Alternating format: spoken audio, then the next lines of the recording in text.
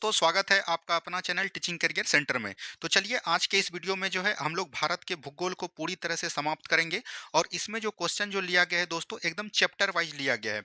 आप अगर इस वीडियो को पूरा देखते हैं तो एक रूप में आपका ज्योग्राफी का फुल रिवीजन होने वाला है और हम वादे से कह सकते हैं कि इससे दोस्तों आपका प्रश्न बाहर नहीं जाएगा। अगर ज्योग्राफी से आपका 12 से 13 प्रश्न पूछेगा एग्जाम में तो हम दावे के साथ कह सकते हैं कि 9 से 10 प्रश्न यहाँ से आपका बन जाएगा। ठीक है, तो चलिए बिना देरी का हम लोग शुरुआत करते हैं आज के इस महामैराथन को। और आज हमने जो है भूगोल को लिया है, कल जो है हमने इसी तरह से सभी सब्जेक्ट को करवा देंगे। तो चलिए बिना देरी का हम लोग शुरुआत करते हैं आज के सेशन को। पहला क्वेश्चन यहाँ पर दिया गया है, ध्यान से समझिएगा। नदी, झरना, जलप्रपात, मानसून सभी चैप्टर से इसमें प्रश्न दिए गए हैं। पहला क्वेश्चन है, भारत का अक्षांशीय विस्तार कितना है? तो देखिए, अगर हम लोग बात करेंगे, सबसे पहले समझिए अक्षांश और देशांतर किसको कहते हैं। ये मान के चलिए आपका पृथ्वी है और ये जो लेटी हुई रेखा है इसको हम लोग बोलते हैं अक्षांश रेखा। क्या बोलेंगे दोस्तों? अक्षांश रेखा जानते हैं, ठीक है। और ये जो आपका खड़ी लाइन होता है इसको हम लोग बोलते हैं देशांतर रेखा। क्या बोलते हैं? देशांतर रेखा बोलते हैं। तो सबसे पहले ये आपको ध्यान देना चाहिए। और यहीं पर अगर हम लोग बात करेंगे भारत का अक्षांशीय विस्तार, यहाँ से ध्यान दीजिएगा। भारत का अगर अक्षांशीय विस्तार पूछेगा तो वो आपका होता है 8 डिग्री 4 मिनट उत्तरी अक्षांश, याद रखनी है। 8 डिग्री 4 मिनट उत्तरी अक्षांश से लेके 37 डिग्री 6 मिनट उत्तरी अक्षांश तक, ठीक है। जब अक्षांश पूछे तो उत्तरी को एकदम ध्यान दीजिएगा, आपको जो है दिशा में ही एग्जाम में फंसाया जाता है। और यहीं पर अगर बात करेगा मुख्य भारत, याद रखनी है मुख्य भारत। मुख्य भारत कहने का मतलब हुआ कि इसमें जो है अंडमान निकोबार और जो है लक्षद्वीप को भी शामिल कर लिया, ठीक है। तब जो भारत का बोल सकते हैं अक्षांशीय विस्तार हो जाएगा, वो हो जाएगा 6 डिग्री 4 मिनट से लेके उत्तरी अक्षांश से लेके 37 डिग्री, याद रखनी है 6 मिनट तक, ठीक है। तो इसको एकदम आपको ध्यान दीजिएगा। तो यहाँ पर से आपका अक्षांशीय विस्तार पूछ रहा था, तो 8 डिग्री 4 मिनट उत्तरी अक्षांश से लेके 37 डिग्री 6 मिनट उत्तरी अक्षांश तक राइट आंसर हो जाएगा। लेकिन वही मुख्य भारत का पूछेगा तब आपका 6 डिग्री 4 मिनट लेके 37 डिग्री 6 मिनट उत्तरी अक्षांश तक हो जाएगा, ठीक है। यहाँ तक में किसी को कोई दिक्कत हमको लगता है नहीं हुआ होगा। लेकिन यहीं पर से याद रखनी है, अगर आपको पूछ दे देशांतर रेखा, भारत का जो है देशांतर कितना है, तो ये भी चीज को ध्यान दीजिएगा। 68 डिग्री 7 मिनट, क्या बोलेंगे? 68 डिग्री 60 मिनट पूर्वी देशांतर, क्या बोलेंगे? 68 डिग्री 60 मिनट पूर्वी देशांतर से लेके, याद रखनी है 68 डिग्री 7 मिनट पूर्वी देशांतर से लेके 97 डिग्री 25 मिनट, क्या बोलेंगे? 97 डिग्री 25 मिनट हो जाएगा।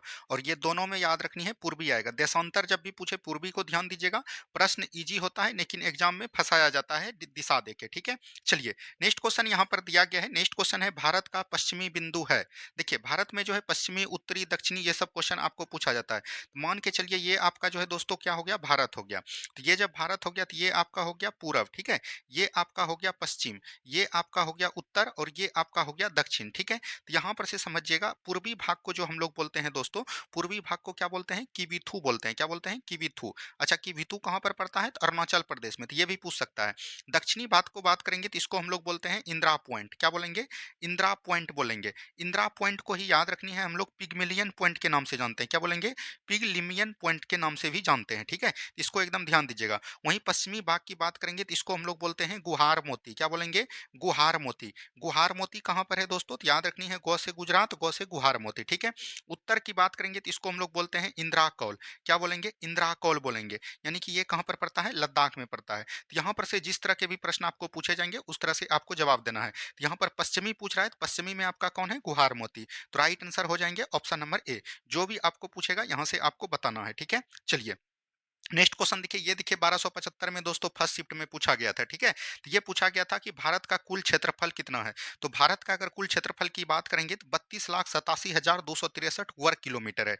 तो राइट आंसर क्या हो जाएगा? ऑप्शन नंबर डी हो जाएगा। वहीं अगर यहाँ पर से बिहार के बारे में पूछा था, फर्स्ट शिफ्ट में पूछा था भारत का, और सेकेंड शिफ्ट में जो है बिहार के बारे में पूछ लिया था। तो बिहार का अगर हम लोग बात करेंगे कुल क्षेत्रफल दोस्तों कितना होता है, तो याद रखनी है 94,163 वर्ग किलोमीटर, ठीक है। वर्ग किलोमीटर को हम लोग किलोमीटर स्क्वायर लिखते हैं। तो 94,163 वर्ग किलोमीटर जो है याद रखनी है बिहार का कुल क्षेत्रफल है, ठीक है। तो यहाँ पर से किसी को कोई तरह का दिक्कत नहीं हुआ होगा। नेक्स्ट क्वेश्चन को देखेंगे, और जितने भी नदी, झरना, जलप्रपात और बोल सकते हैं आपका दर्रा है, इन सभी को हम ट्रिक के माध्यम से याद करेंगे दोस्तों, आराम से आपको याद हो जाएगा।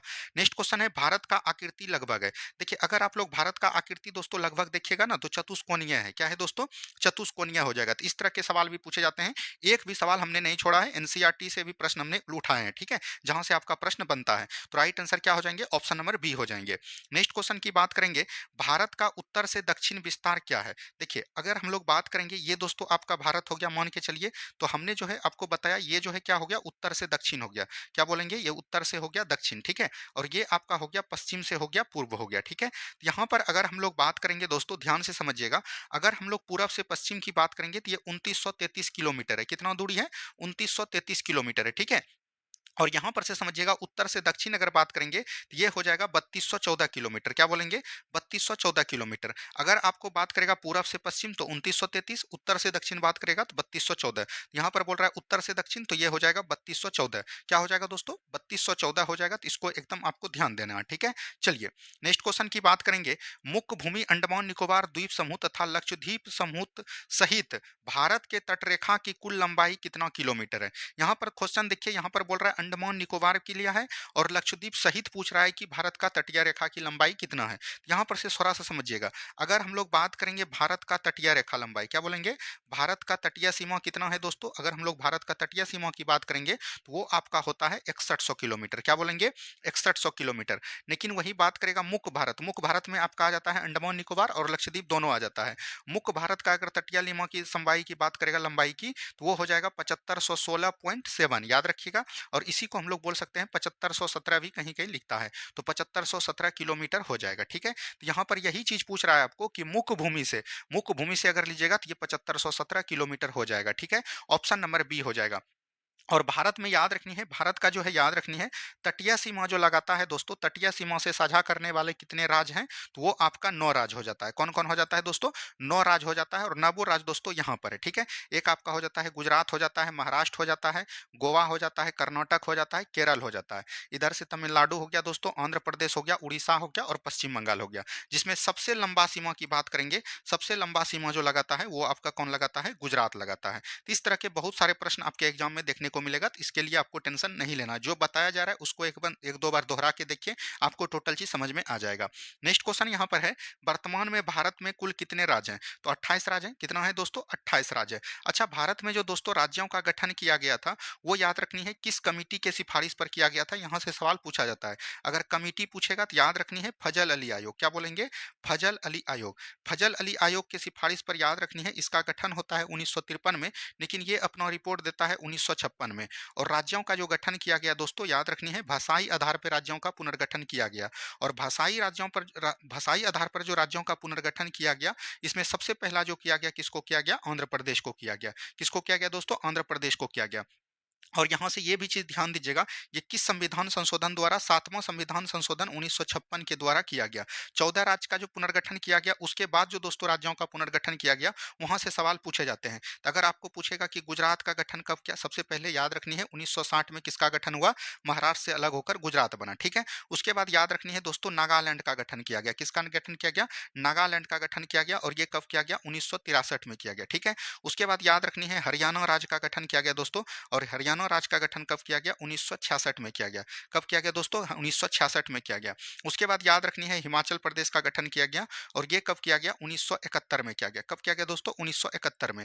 उसके बाद याद रखनी है दोस्तों, 3 राज्यों का गठन गठन किया गया। एक आपका हो जाएगा, कौन हो जाएगा दोस्तों? मणिपुर हो जाएगा, ठीक है। मणिपुर के बाद याद रखनी है दोस्तों, आपका अरुणाचल प्रदेश हो जाएगा। और याद रखनी है मेघालय हो जाएगा। इन तीनों राज्यों का जो गठन किया गया, ये कब किया गया? 1972 में किया गया। कब किया गया दोस्तों? 1972 में किया गया, ठीक है। इसको एकदम ध्यान दीजिएगा। उसके बाद अगर हम लोग बात करेंगे, सिक्किम राज्यों का पुनर्गठन किया गया। और सिक्किम राज्यों का पुनर्गठन जो किया गया 1975 में किया गया। कब किया गया दोस्तों? 1975 में। और उसके बाद याद रखनी है दोस्तों, अगर हम लोग बात करेंगे मिजोरम और गोवा, ठीक है, मिजोरम, गोवा, और यहाँ पर अरुणाचल प्रदेश यहाँ पर होगा, ठीक है दोस्तों। अरुणाचल प्रदेश यहाँ पर, इसको हटा लीजिए। अरुणाचल प्रदेश जो होगा, इसका गठन किया गया 1987 में। कब किया गया दोस्तों? 1987 में किया गया। उसके बाद याद रखनी है 1 नवंबर 2000 को दोस्तों, याद रखनी है, उत्तर प्रदेश से अलग होकर किसका निर्माण किया गया? उत्तराखंड उत्तराखंड का किया गया। उसके बाद याद रखनी है 9 नवंबर 2000 को दोस्तों मध्य प्रदेश से अलग होकर किसका निर्माण किया गया, छत्तीसगढ़ राज्य का गठन किया गया। ठीक है, उसके बाद यहाँ पर ध्यान दीजिएगा, अगर हम लोग बात करेंगे 15 नवंबर 2000 को दोस्तों याद रखनी है बिहार से अलग होकर किसका निर्माण किया गया, झारखंड का निर्माण किया गया। और सबसे लेटेस्ट लास्ट दोस्तों कौन है, तेलंगाना है। कौन है, तेलंगाना है। और तेलंगाना का जो गठन किया गया याद रखनी है, ये कब किया गया, 2 जून 2014 को किया गया। क्या बोलेंगे, 2 जून 2014 को गठन किया गया। ये सभी राज्यों के अगर गठन की बात करेगा, ईस्वी पूछेगा तो वो आपको एकदम ध्यान देना है। ठीक है, चलिए नेक्स्ट क्वेश्चन है, भारतीय मानक समय कितने राज्यों से होकर गुजरती है। अगर हम लोग बात करेंगे भारतीय मानक समय रेखा दोस्तों याद रखनी है 82.5 डिग्री याद रखनी है पूर्वी दशांतर को क्या बोलते हैं, 82.5 डिग्री पूर्वी दशांतर को बोलते हैं मानक समय रेखा। एक बार पूछ दिया था मानक समय रेखा किस डिग्री को बोलते हैं, 82.5 डिग्री। ये भी बिहार दरोगा में आपका पूछा गया है।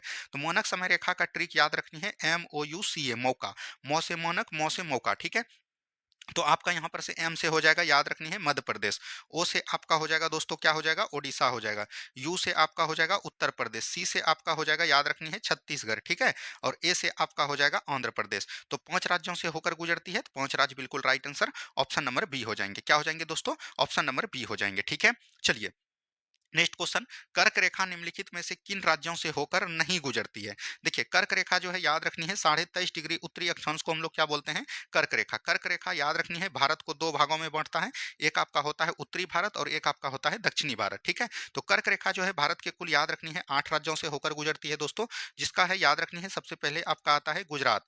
क्या आता है दोस्तों, गुजरात। गुजरात के बाद आपका आता है राजस्थान, राजस्थान के बाद आता है मध्य प्रदेश, मध्य प्रदेश के बाद आपका दोस्तों किस में पार करता है, छत्तीसगढ़ में, छत्तीसगढ़ से याद रखनी है झारखंड। क्या हो जाएगा दोस्तों, झारखंड।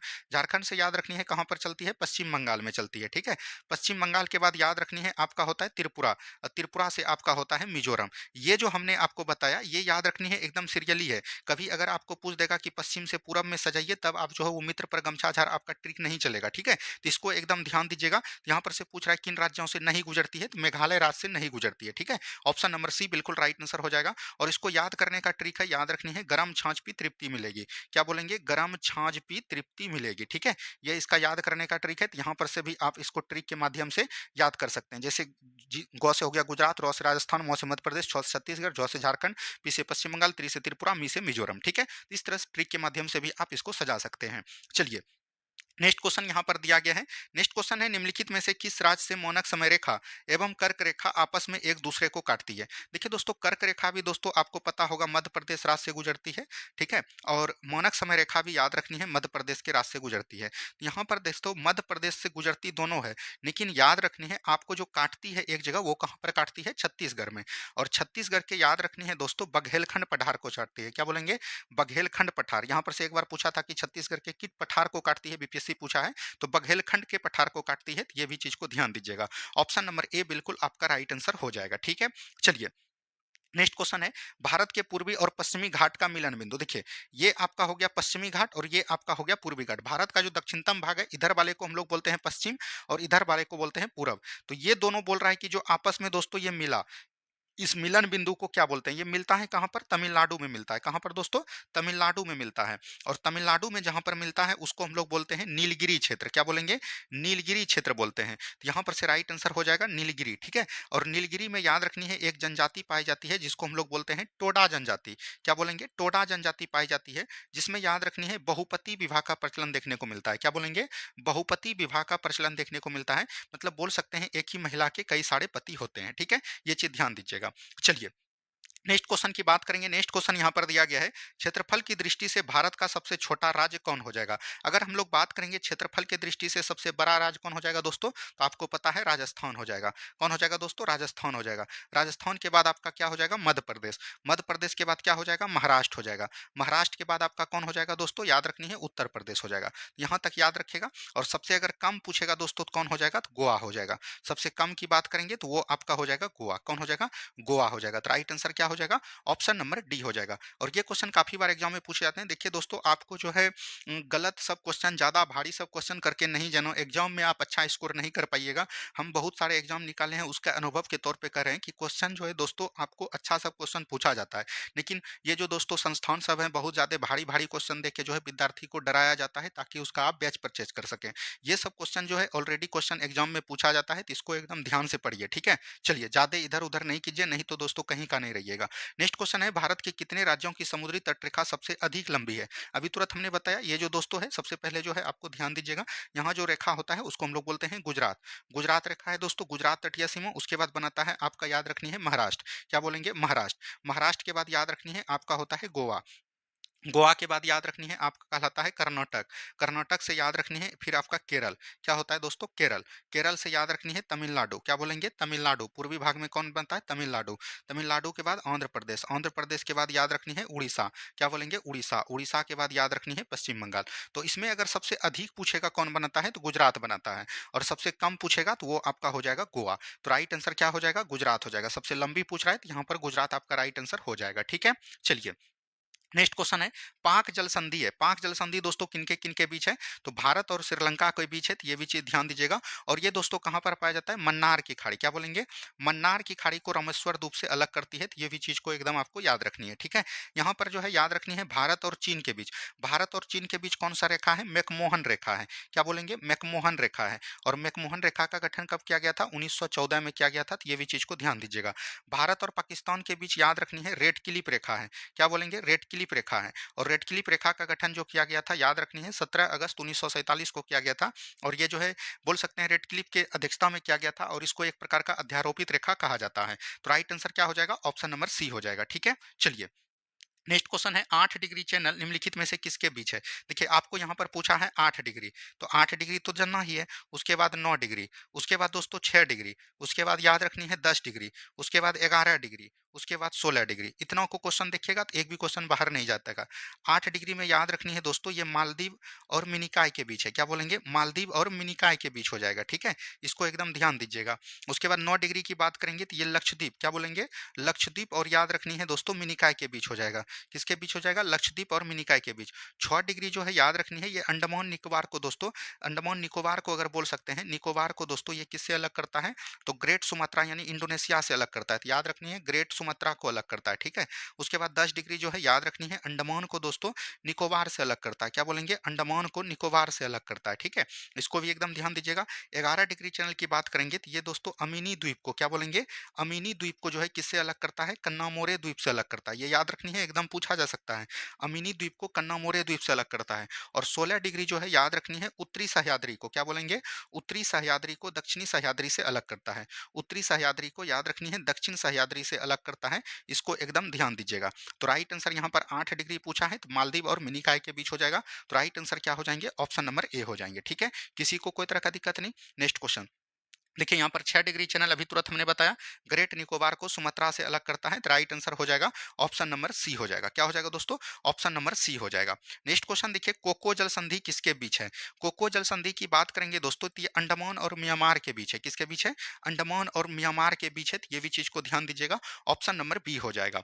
आगे की तरफ हम लोग बढ़ेंगे। नेक्स्ट क्वेश्चन, भारत का बांग्लादेश के साथ कितना किलोमीटर सीमा साझा लगता है? अगर हम लोग बात करेंगे दोस्तों, भारत जो दोस्तों स्थलीय सीमा लगाता है, भारत की बात करेंगे, स्थलीय सीमा जो साझा करता है, वो कितना करता है? Total 15,200 kilometre. क्या बोलेंगे? 15,200 किलोमीटर का सीमा साझा करता है। और कुल कितने देश के साथ सीमा साझा करता है? 7 देश के साथ। 7 देश में कौन कौन आता है? सबसे पहले आपको याद रखनी है बांग्लादेश। कौन आता है? बांग्लादेश। बांग्लादेश के बाद याद रखनी है चीन। क्या बोलेंगे? चीन। चीन के बाद आपको याद रखनी है पाकिस्तान। क्या बोलेंगे? पाकिस्तान याद रखिएगा, ठीक है? पाकिस्तान के बाद याद रखनी है नेपाल।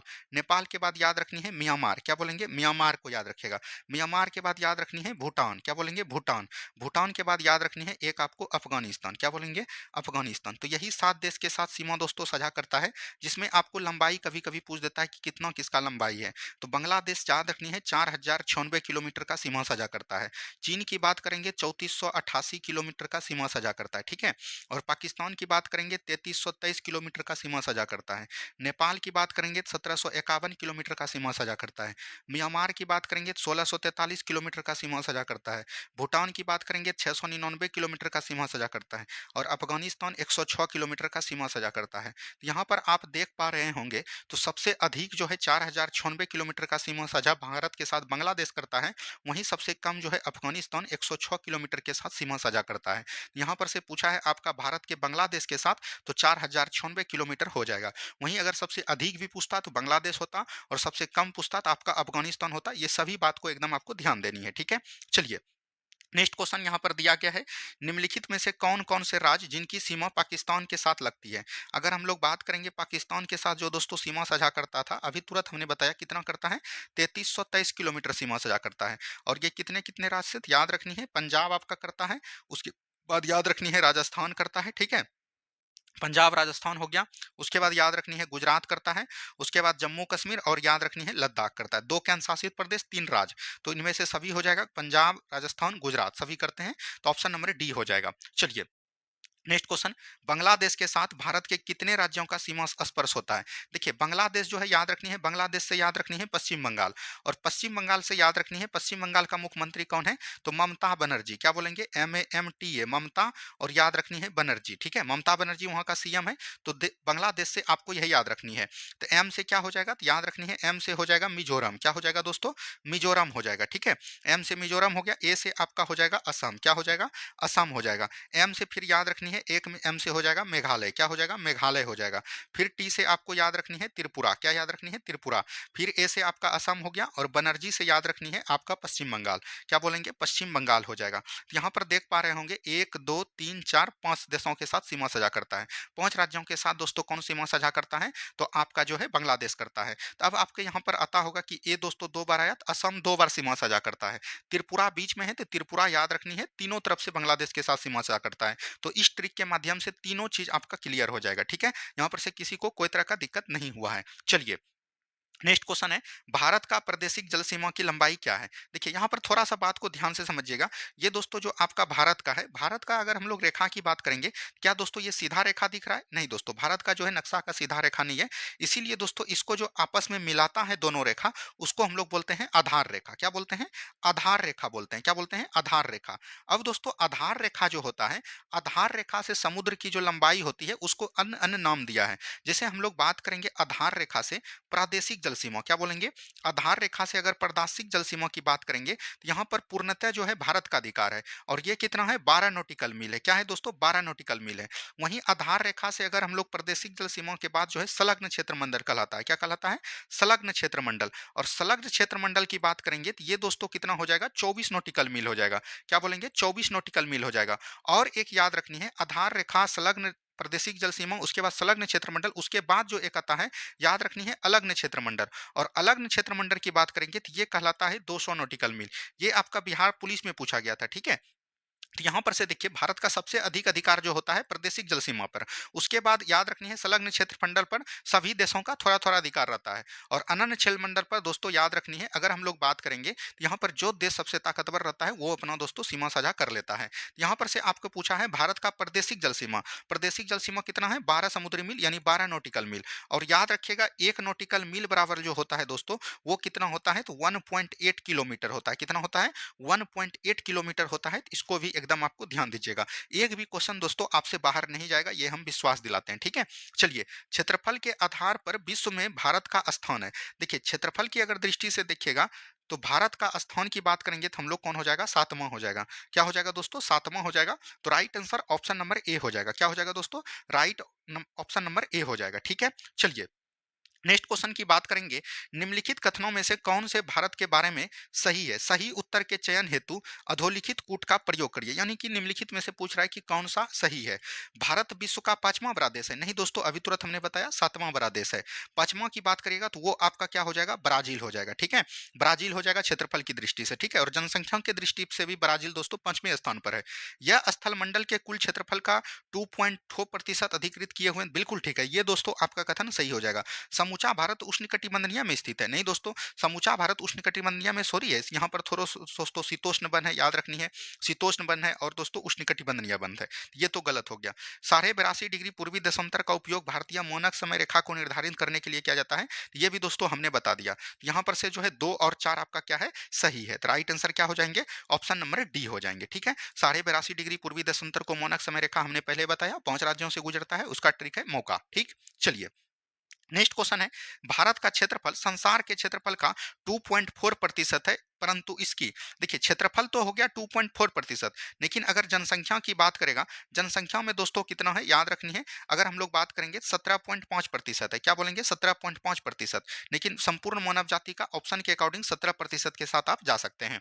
क्या हो जाएगा, ऑप्शन नंबर बी हो जाएगा। ठीक है, चलिए नेक्स्ट क्वेश्चन है, हिमालय के निर्माण में कौन सा सिद्धांत सरमान है? देखिए हिमालय के निर्माण में दोस्तों कई सारे निर्माण दिए गए, लेकिन उसमें सबसे ज्यादा सादा सरमान माना गया दोस्तों, वो प्लेट विवर्तनिक सिद्धांत को माना गया। और प्लेट विवर्तनिक सिद्धांत दोस्तों किसने दिया था, तो याद रखनी है अल्फ्रेड वेगनर ने दिया था। किसने दिया था, अल्फ्रेड, याद रखनी है वेगनर के द्वारा दी गई थी। ठीक है, तो इसको भी एकदम आपको ध्यान दीजिएगा। तो राइट आंसर क्या हो जाएगा, ऑप्शन नंबर सी हो जाएंगे। चलिए नेक्स्ट क्वेश्चन यहाँ पर है, भारत का रूर प्रदेश निम्न में से किसे कहा जाता है? अगर हम लोग भारत का रूर प्रदेश की बात करेंगे, अगर विश्व में बात करेगा, विश्व में करे बात दोस्तों कि रूर प्रदेश किसको कहा जाता है, तो विश्व में रूर प्रदेश किसको होता है, जर्मनी का एक शहर है रूर, उसी को दोस्तों रूर प्रदेश कहा जाता है। और भारत में बात करेगा छोटा नागपुर पठार, जहां पर दोस्तों खनिज संसाधन का सबसे ज्यादा विकसित देश, विकसित दोस्तों वहां पर सबसे ज्यादा माना जाता है, भरपूर मात्रा में माना जाता है, उसको दोस्तों रूर प्रदेश के नाम से घोषित किया जाता है। तो राइट आंसर क्या हो जाएगा, ऑप्शन नंबर बी हो जाएंगे। ठीक है, चलिए नेक्स्ट क्वेश्चन, चट्टानों के विकास को कालक्रमानुसार व्यवस्थित कीजिए। देखिए अगर बात करेगा कि भारत में दोस्तों कितने प्रकार के चट्टान होते हैं और किस उसका कालक्रमानुसार, मतलब कि पहले कौन चट्टान उसके बाद कौन का चट्टान, तो ये चीज आपको ध्यान दीजिएगा। तो यहाँ पर देखिए सबसे पहले आपको याद रखनी है ए डी के वी। ठीक है, ए डी के वी याद रखिएगा। यहाँ पर से ए से हो जाएगा आपका आर्कियन क्रम का चट्टान, क्या बोलेंगे, आर्कियन क्रम का चट्टान। ठीक है, और आर्कियन क्रम का चट्टान याद रखनी है सबसे पुराना चट्टान है और बोल सकते हैं सबसे प्राचीन चट्टान में से एक है। उसके बाद इनमें जब दोस्तों अपर्दन और दोस्तों इसमें निर्माण हुआ, तब दोस्तों किसका निर्माण हुआ, धारबार क्रम का चट्टान का निर्माण हुआ। किसका हुआ, धारबार क्रम के चट्टान का हुआ। और धारबार क्रम चट्टान याद रखनी है खनिज संसाधन के लिए सबसे उपयुक्त माना जाता है। उसके बाद दोस्तों इसमें जब अपर्दन निक्षेपण हुआ, तब दोस्तों किसका निर्माण हुआ, कुडप्पा क्रम के चट्टान का निर्माण हुआ। किसका हुआ, कुडप्पा क्रम। और जब दोस्तों इसमें निर्माण हुआ, तब दोस्तों आपका बिंद क्रम का चट्टान हुआ, बिंद क्रम का चट्टान हुआ। ठीक है, यहाँ पर से सबसे नवीनतम पूर्व प्राचीनतम पूछेगा तो आर्कियन का चट्टान। और एक आपको याद रखनी है सबसे जो दोस्तों औद्योगिक या बोल सकते हैं सबसे आधुनिक जो चट्टान है, उसको हम लोग बोलते हैं गोंडवाना क्रम का चट्टान। और गोंडवाना क्रम का चट्टान याद रखनी है किसके लिए प्रसिद्ध है, तो कोयला के लिए प्रसिद्ध है। तो ये भी चीज को ध्यान दीजिएगा, कोयला के लिए प्रसिद्ध पूछेगा तो वो आपका गोंडवाना क्रम का चट्टान हो जाएगा। तो यहाँ पर से सबसे पहले पूछ रहा है मिलान करने के लिए, तो सबसे पहले हो जाएगा आकियन क्रम का चट्टान, उसके बाद याद रखनी है धारबार क्रम का चट्टान, उसके बाद कुडप्पा, फिर बिंद, यानी 3 4 1 2। 3 4 1 2 कहां पर है, तो ऑप्शन नंबर ए में है। तो ऑप्शन नंबर ए बिल्कुल राइट आंसर आपका हो जाएगा। ठीक है, चलिए नेक्स्ट क्वेश्चन है, हिमालय की उत्पत्ति किस भूसन्निधि से हुआ, तो टेथिस सागर के टकराने से हुआ। Option number A. ये तो क्वेश्चन आप बहुत ही आराम से बना लिए होंगे, ऑप्शन नंबर ए हो जाएगा। नेक्स्ट क्वेश्चन है, भारतीय उपमहाद्वीप मूलतः एक विशाल भूखंड का भाग है जिसे कहा जाता है। देखिए अगर हम लोग बात करेंगे दोस्तों, एक था दोस्तों चारों तरफ जल से जो घिरा हुआ भाग था, उसको हम लोग बोलते थे पृथ्वी का जो प्राचीनतम भूखंड था, उसको बोला जाता था पेंजिया। क्या बोला जाता था, पेंजिया बोला जाता था। ठीक है, पेंजिया बोला जाता था। और पेंजिया के चारों ओर जो जल वाला भाग था दोस्तों, उसको क्या बोला जाता था, पेंथालासा बोला जाता था। क्या बोला जाता था, पेंसालासा। लेकिन याद रखनी है हजारों वर्ष बाद जो है दोस्तों इसमें दोस्तों क्या हुआ, विखंडन हुआ। और इसमें विस्फोट के कारण जो विखंडन हुआ, तो उत्तर वाला भाग दोस्तों उत्तर की ओर तरफ खिसका और नीचे वाला भाग दोस्तों दक्षिण की तरफ खिसका। जो ऊपर वाला भाग दोस्तों ऊपर की तरफ खिसका उसको बोला गया अंगारा लैंड। क्या कहा गया, अंगारा लैंड कहा गया। और नीचे वाला भाग जो हुसका हुसका उसको दोस्तों हम लोग बोलते हैं गोंडवाना लैंड। क्या बोला गया, गोंडवाना लैंड के नाम से जाना गया। तो यहाँ पर याद रखनी है, अगर आपको पूछेगा भारत किस महादेश में आता है, तो आपको पता है एशिया महादेश में आता है। तो एशिया दोस्तों किस में आता है, अंगारा लैंड में आता है। लेकिन प्रायद्वीपीय भारत की बात करेगा तो भारत देश दोस्तों किस में आता है, तो वो आपका गोंडवाना लैंड में आता है। तो इसको एकदम ध्यान दीजिएगा, यहाँ पर से आपको कंफ्यूजन हो सकता है। तो भारतीय उपमहाद्वीप मूलतः पूछेगा तो वो हो जाएगा गोंडवाना लैंड, और एशिया महादेश पूछेगा तब आपको अंगारा लैंड के साथ जाना है। इसमें कंफ्यूजन आपको नहीं करना है, जहां भी कंफ्यूजन होगा बोर्ड वहां से क्वेश्चन उठाता है। ठीक है, आपको पता भी होगा। चलिए नेक्स्ट क्वेश्चन यहाँ पर दिया गया है, प्रादेशिक विभाजन की संकल्पना किसने प्रस्तुत किया? देखिए यहाँ पर अगर हम लोग बात करेंगे, हिमालय जो आपका पर्वत है दोस्तों, हिमालय पर्वत को प्रादेशिक रूप से बांटा गया। एक आपका हो गया प्रादेशिक रूप से बांटा गया दोस्तों, प्रादेशिक विभाजन किया गया। और एक आपका जो है इसका किया गया भौगोलिक विभाजन। क्या किया गया? भौगोलिक विभाजन किया गया। भौगोलिक जो विभाजन किया गया, इसके आधार पर हिमालय को चार भागों में बांटा गया।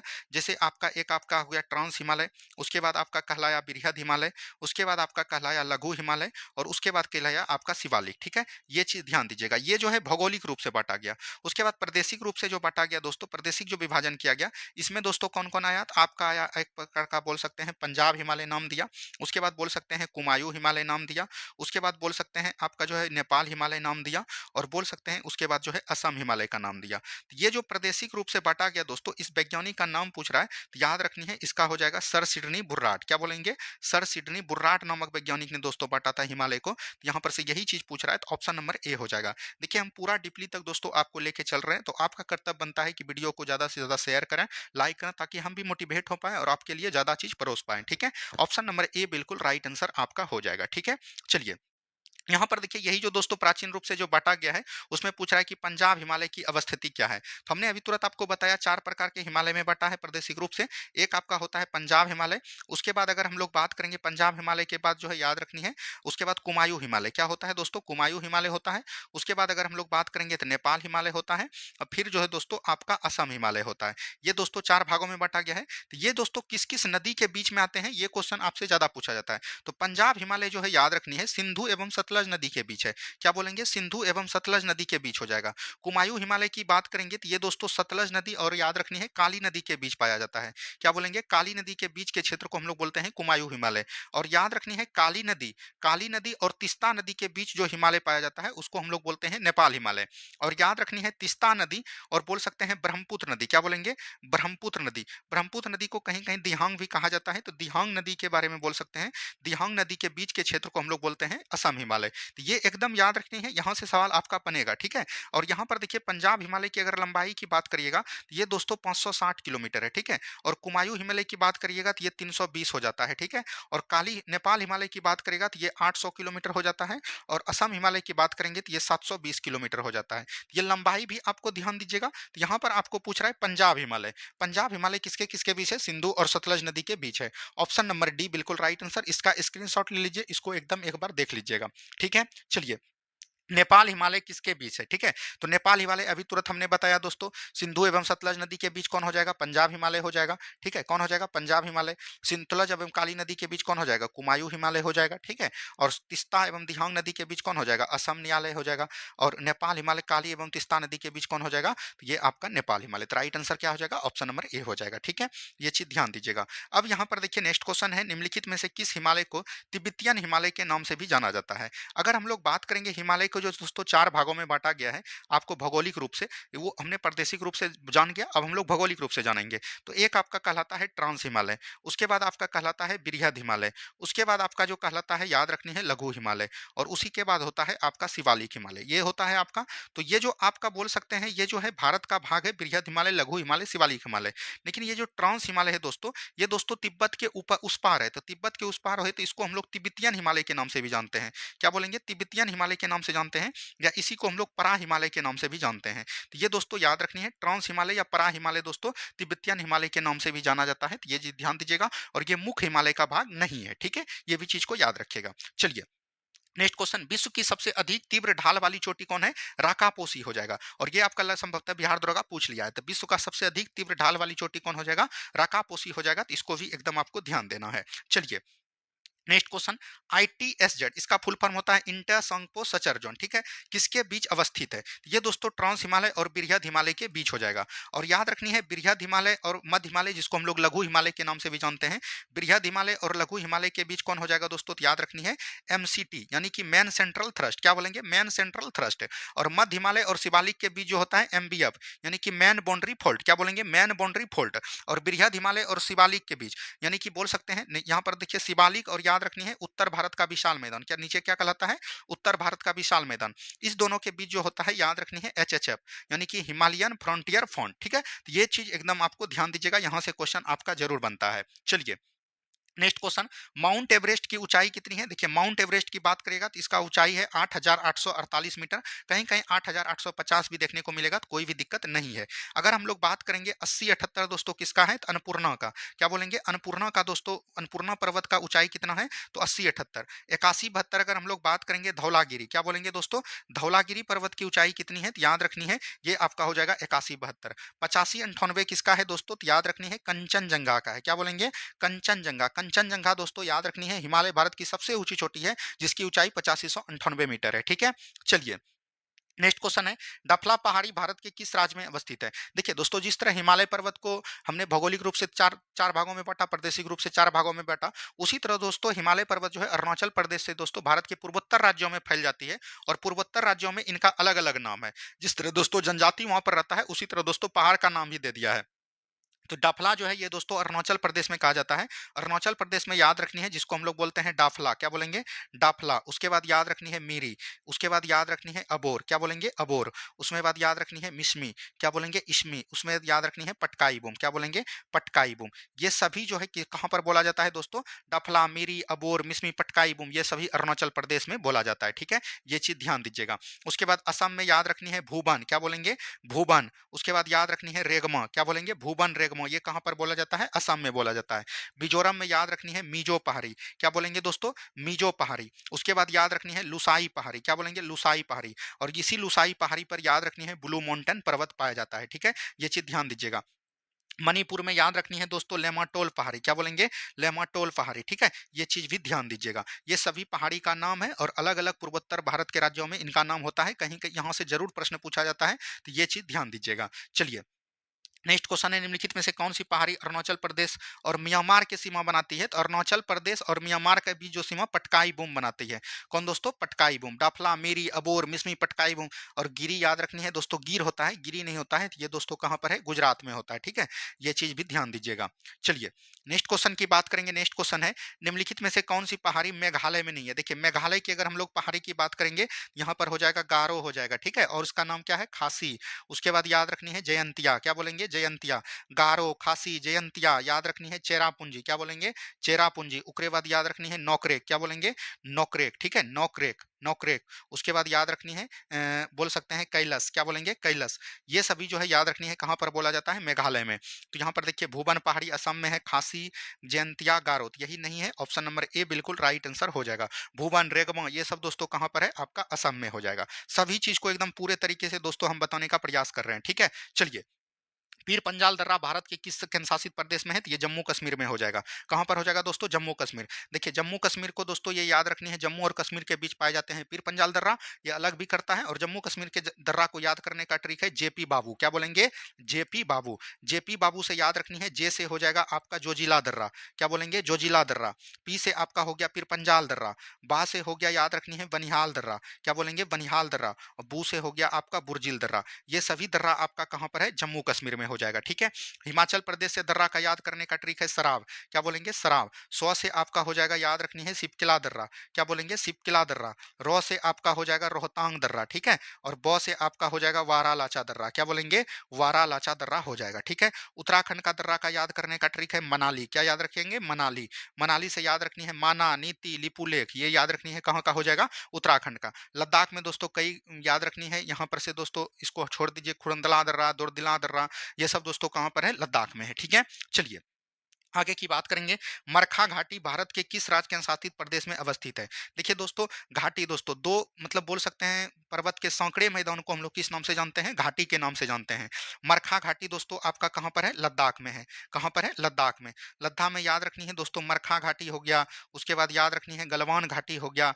उसके बाद याद रखनी है सुरू घाटी हो गया। ये सभी दोस्तों नुब्रा घाटी हो गया। ये सभी कहाँ पर है? आपका लद्दाख में हो जाएगा। ठीक है, ये चीज भी ध्यान दीजिएगा। चलिए नेक्स्ट क्वेश्चन, जूकू घाटी भारत के किस राज्य में अवस्थित है? तो जूकू घाटी नागालैंड में है। कहां पर है दोस्तों? नागालैंड में।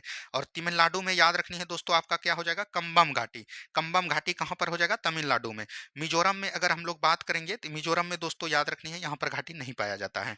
चलिए यहाँ पर देखिए निम्नलिखित को सुमेलित कीजिए। देखिए बिस्त दोआब यानी कि 2 नदियों के बीच के क्षेत्र को हम लोग दोआब कहते हैं, ठीक है? और ये दोआब वाला क्षेत्र जो होता है दोस्तों बहुत ही उपजाऊ भाग होता है। तो बिस्त, बी से मतलब बियास, स्त से सतलज, तो बियास और सतलज बिल्कुल ठीक है। बारी यानी बी से ब्यास और र से रावी, तो ब्यास और रावी हो जाएगा, बिल्कुल ठीक है। रचना, यहाँ पर रचना होगा, चौ कर दीजिए दोस्तों। रचना दुआब यानी कि र से हो गया रावी, चौ से हो गया चिनाब, तो बिल्कुल ठीक है। और चज, चौ से चिनाब, जौ से झेलम, तो ये भी बिल्कुल ठीक है। तो यानी इसका राइट आंसर 1, 2, 3, 4 हो जाएगा, ठीक है। तो यहाँ पर से किसी को कोई तरह का प्रॉब्लम नहीं होगा। चलिए, सफेद मरुस्थल के नाम से जाना जाता है। तो ये कच्छ के रण को हम लोग क्या नाम जानते हैं दोस्तों? सफेद मरुस्थल के नाम से जानते हैं। और कच्छ के रण याद रखनी है दोस्तों। अगर हम लोग बात करेंगे काठियावाड़ प्रायद्वीप, क्या बोलेंगे? काठियावाड़ प्रायद्वीप को दोस्तों कच्छ के रण से दोस्तों अलग करता है, यही बीच ये भी चीज को ध्यान दीजिएगा। चलिए, कच्छ पहाड़ी एवं मंडप की पहाड़ी भारत के किस राज्य में है? गुजरात में है। कच्छ पहाड़ी हो गया, मंडप पहाड़ी हो गया, गिरनार पहाड़ी हो गया, गिर पहाड़ी हो गया, ये सभी गुजरात राज्य में पाए जाते हैं। चलिए, नेक्स्ट क्वेश्चन यहाँ से ध्यान से समझिए, ये क्वेश्चन बहुत ही हाईलाइट है यहाँ से। अगर हम लोग बात करेंगे अरावली पर्वत का सर्वोच्च शिखर, देखिए अरावली पर्वत जो है दोस्तों कहाँ पर पाया जाता है? तो याद रखनी है मूल रूप से ये राजस्थान में पाया जाता है। कहाँ पर पाया जाता है? राजस्थान में पाया जाता है। और याद रखनी है, अगर हम लोग बात करेंगे विश्व का सबसे प्राचीन पर्वत कौन हो जाएगा? विश्व का सबसे प्राचीन पर्वत हो जाएगा अरावली पर्वत श्रेणी, ठीक है। और इसका सबसे ऊंचा चोटी की बात करेगा तो गुरु शिखर हो जाएगा, जिसकी ऊंचाई की बात करेंगे 1722 मीटर है। कितना है दोस्तों? 1722 मीटर हो जाएगा। ऑप्शन नंबर ए बिल्कुल राइट आंसर यहाँ पर से आपका हो जाएगा। चलिए, बढ़ेंगे। धूपगढ़ किस पर्वत पर स्थित है? तो महादेव पर्वत पर हो जाएगा। कहां पर दोस्तों? महादेव पर्वत पर। और धूपगढ़ की ऊंचाई की बात करेंगे 1350 मीटर हो जाएगा। कितना हो जाएगा दोस्तों? 1350 मीटर हो जाएगा, ठीक है। चलिए, अमरकंटक किस पर्वत श्रेणी की सर्वोच्च चोटी है? तो अमरकंटक दोस्तों मैकाल पर्वत श्रेणी की सर्वोच्च चोटी है। ये आपका बिहार दरोगा पूछा है। और मैकाल पर्वत श्रेणी याद रखनी है, मध्य प्रदेश के मैकाल पर्वत श्रेणी से अमरकंटक पहाड़ी, और अमरकंटक पहाड़ी से ही 2 नदी निकलती है, जिसको बोलते हैं नर्मदा, और एक आपका सोन नदी निकलती है, ठीक है। तो ये दोनों नदी के एकदम आपको ध्यान दीजिएगा। चलिए, नेक्स्ट क्वेश्चन की बात करेंगे। कर्नाटक पठार का सबसे ऊंची चोटी कौन हो जाएगा? कर्नाटक पठार का सबसे ऊंची चोटी हो जाएगा बाबा बुदन की पहाड़ी। क्या हो जाएगा दोस्तों? बाबा बुदन की पहाड़ी। और ये पहाड़ी जो है तो याद रखनी है कॉफी के लिए, कॉफी उत्पादन के लिए सबसे श्रेष्ठ है। क्या बोलेंगे? कॉफी उत्पादन के लिए सबसे श्रेष्ठ कौन माना जाता है? तो याद रखनी है बाबा बुदन की पहाड़ी को माना जाता है, ठीक है। चलिए, नेक्स्ट क्वेश्चन की बात करेंगे। पश्चिमी घाट एवं पूर्वी घाट के मिलन स्थल पर, हमें पहले बता दिया पूर्वी घाट और पश्चिमी घाट के मिलन बंदर को क्या बोलते हैं? नीलगिरी क्षेत्र बोलते हैं। और नीलगिरी क्षेत्र कहाँ पर पाया जाता है दोस्तों? तमिलनाडु में पाया जाता है, ठीक है। और नीलगिरी पर्वत का सबसे ऊंचा चोटी दोडाबेटा है, जिसका ऊंचाई की बात करेंगे 2637 मीटर है। और ये आपका बिहार दरोगा पूछा है कि याद रखनी है नीलगिरी पर्वत का सबसे ऊंचा चोटी कौन हो जाएगा? डोडाबेटा हो जाएगा। ये चीज भी ध्यान दीजिएगा। चलिए, दक्षिण भारत की सबसे ऊंची चोटी कौन हो जाएगा? देखिए दक्षिण भारत की यहाँ पर सबसे ऊंची चोटी की बात करेगा अनाईमुडी हो जाएगा। और ये भी आपका बिहार दरोगा पूछा है, ठीक है। बिहार दरोगा दोस्तों ये क्वेश्चन पूछा है। दक्षिण भारत की सबसे ऊंची अनाईमुडी हो जाएगा, और इसकी ऊंचाई की बात करेगा 2695 मीटर हो जाएगा, ठीक है। और ये किस पर्वत श्रेणी का भाग है? तो याद रखनी है अन्नामलाई। अन्नामलाई पर्वत श्रेणी की सबसे ऊंची चोटी है, जो कि दक्षिण भारत की सबसे ऊंची चोटी हो जाता है। डोडा बेटा अभी तुरंत हमने बताया 2637 मीटर है। नीलगिरी पर्वत की सबसे ऊंची चोटी हो जाएगा। और दक्षिण भारत की दूसरी, ये भी पूछा है, दक्षिण भारत की दूसरी सबसे ऊंची चोटी कौन हो जाएगा? तो वो आपका हो जाएगा डोडाबेटा। और याद रखनी है भारत का, क्या बोलेंगे? भारत का सबसे ऊंचा चोटी पूछेगा, भारत का सबसे ऊंचा चोटी पूछेगा तो वो आपका हो जाएगा केटू या गॉडविन ऑस्टिन। और इसकी ऊंचाई है याद रखनी है 8611 मीटर। क्या बोलेंगे? 8611 मीटर। वहीं आपको पूछेगा, याद रखनी है हिमालय भारत की, क्या बोलेंगे? हिमालय भारत की सबसे ऊंची चोटी कौन हो जाएगा? तब आपका हो जाएगा कंचनजंगा। कौन हो जाएगा दोस्तों? कंचनजंगा हो जाएंगे। और कंचनजंगा की ऊंचाई कितनी है? 8598 मीटर। ये सभी का बात हमने बता दिया, और इसका ऊंचाई भी एकदम आपको याद रखनी है, यहाँ से सवाल आपको पूछे जाते हैं। चलिए, नेक्स्ट क्वेश्चन की बात करेगा। प्रायद्वीपीय भारत का दक्षिणतम पर्वतीय क्षेत्र कौन है? देखिए प्रायद्वीपीय भारत यानी दक्षिण भारत, दक्षिण भारत का सबसे पूछ रहा है कि दक्षिणतम पर्वतीय क्षेत्र कौन हो जाएगा? तो इसको हम लोग बोलते हैं इलायची की पहाड़ी। इलायची की पहाड़ी, या इसी को बोलते हैं कार्डमम की पहाड़ी। क्या बोलेंगे? कार्डमम की पहाड़ी। और ये दोस्तों कहाँ पर है? याद रखनी है आंध्र प्रदेश में है, सॉरी केरल में है। तो ऑप्शन नंबर ए बिल्कुल राइट आंसर आपका हो जाएगा। चलिए, नेक्स्ट क्वेश्चन है। पालनी, सेवराय एवं जवादी, जवादी, सेवराय, पालनी, ये सब दोस्तों पहाड़ी कहाँ पर है? तमिलनाडु में है। ऑप्शन नंबर बी बिल्कुल राइट आंसर हो जाएगा। केरल की अगर हम लोग बात करेंगे तो अन्नामलाई पहाड़ी, क्या बोलेंगे? अन्नामलाई पहाड़ी कहाँ पर हो जाएगा? केरल में हो जाएगा, ठीक है। कर्नाटक की बात करेंगे तो याद रखनी है बाबा बुदन की पहाड़ी। क्या बोलिएगा? बाबा बुदन की पहाड़ी कहाँ पर है? तो यहीं पर। याद रखनी है महाराष्ट्र में कलसूबाई की पहाड़ी। क्या बोलेंगे? कलसूबाई की पहाड़ी कहाँ पर हो जाएगा? तो वो आपका हो जाएगा महाराष्ट्र में, ठीक है। चलिए, नेक्स्ट क्वेश्चन है। बेलकोंडा, बेलकोंडा, कोंडा जहां पर लग गया दोस्तों तो ये हो जाएगा आपका आंध्र प्रदेश। कहाँ का हो जाएगा? आंध्र प्रदेश का हो जाएगा। तो ऑप्शन नंबर ए हो जाएगा। आगे की बात करेंगे, नेक्स्ट क्वेश्चन, मुंबई के नासिक को कौन सा दर्रा जोड़ता है? जिस तरह दोस्तों हमने बोल सकते हैं उत्तर भारत में दर्रा को देखा, उत्तराखंड में देखा, हिमाचल प्रदेश में, जम्मू कश्मीर में, लद्दाख में देखा, उसी तरह दक्षिण भारत में भी दोस्तों दर्रा पाए जाते हैं और ये महाराष्ट्र वाले क्षेत्र में पाए जाते हैं। जिस जो दर्रा एक होता है आपका थालगाड़ दर्रा, क्या बोलेंगे? थालगाड़ दर्रा होता है। उसके बाद एक आपका होता है पालघाट दर्रा, पालघाट दर्रा होता है। उसके बाद याद रखनी है एक, अगर हम लोग बात करेंगे भोरघाट दर्रा, क्या बोलेंगे? भोरघाट दर्रा होता है। ये भी चीज ध्यान दीजिएगा। थालघाट, भोरघाट ये दोनों कहाँ पर है दोस्तों? महाराष्ट्र में है।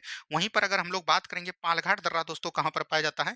पालघाट दर्रा याद रखनी है केरल और बोल सकते हैं तमिलनाडु के सीमा पर एक होता है आपका सेनकोटा का दर्रा, ठीक है? सेनकोटा घाट दर्रा, तो ये भी चीज को ध्यान दीजिएगा। यहाँ पर अगर हम लोग बात करेंगे, ये जो थालघाट दर्रा है दोस्तों ये मुंबई को नासिक से जोड़ता है, ठीक है? ये चीज ध्यान दीजिएगा। और यहाँ पर जो भोरघाट दर्रा है ये याद रखनी है मुंबई को पुणे से जोड़ता है। क्या बोलेंगे?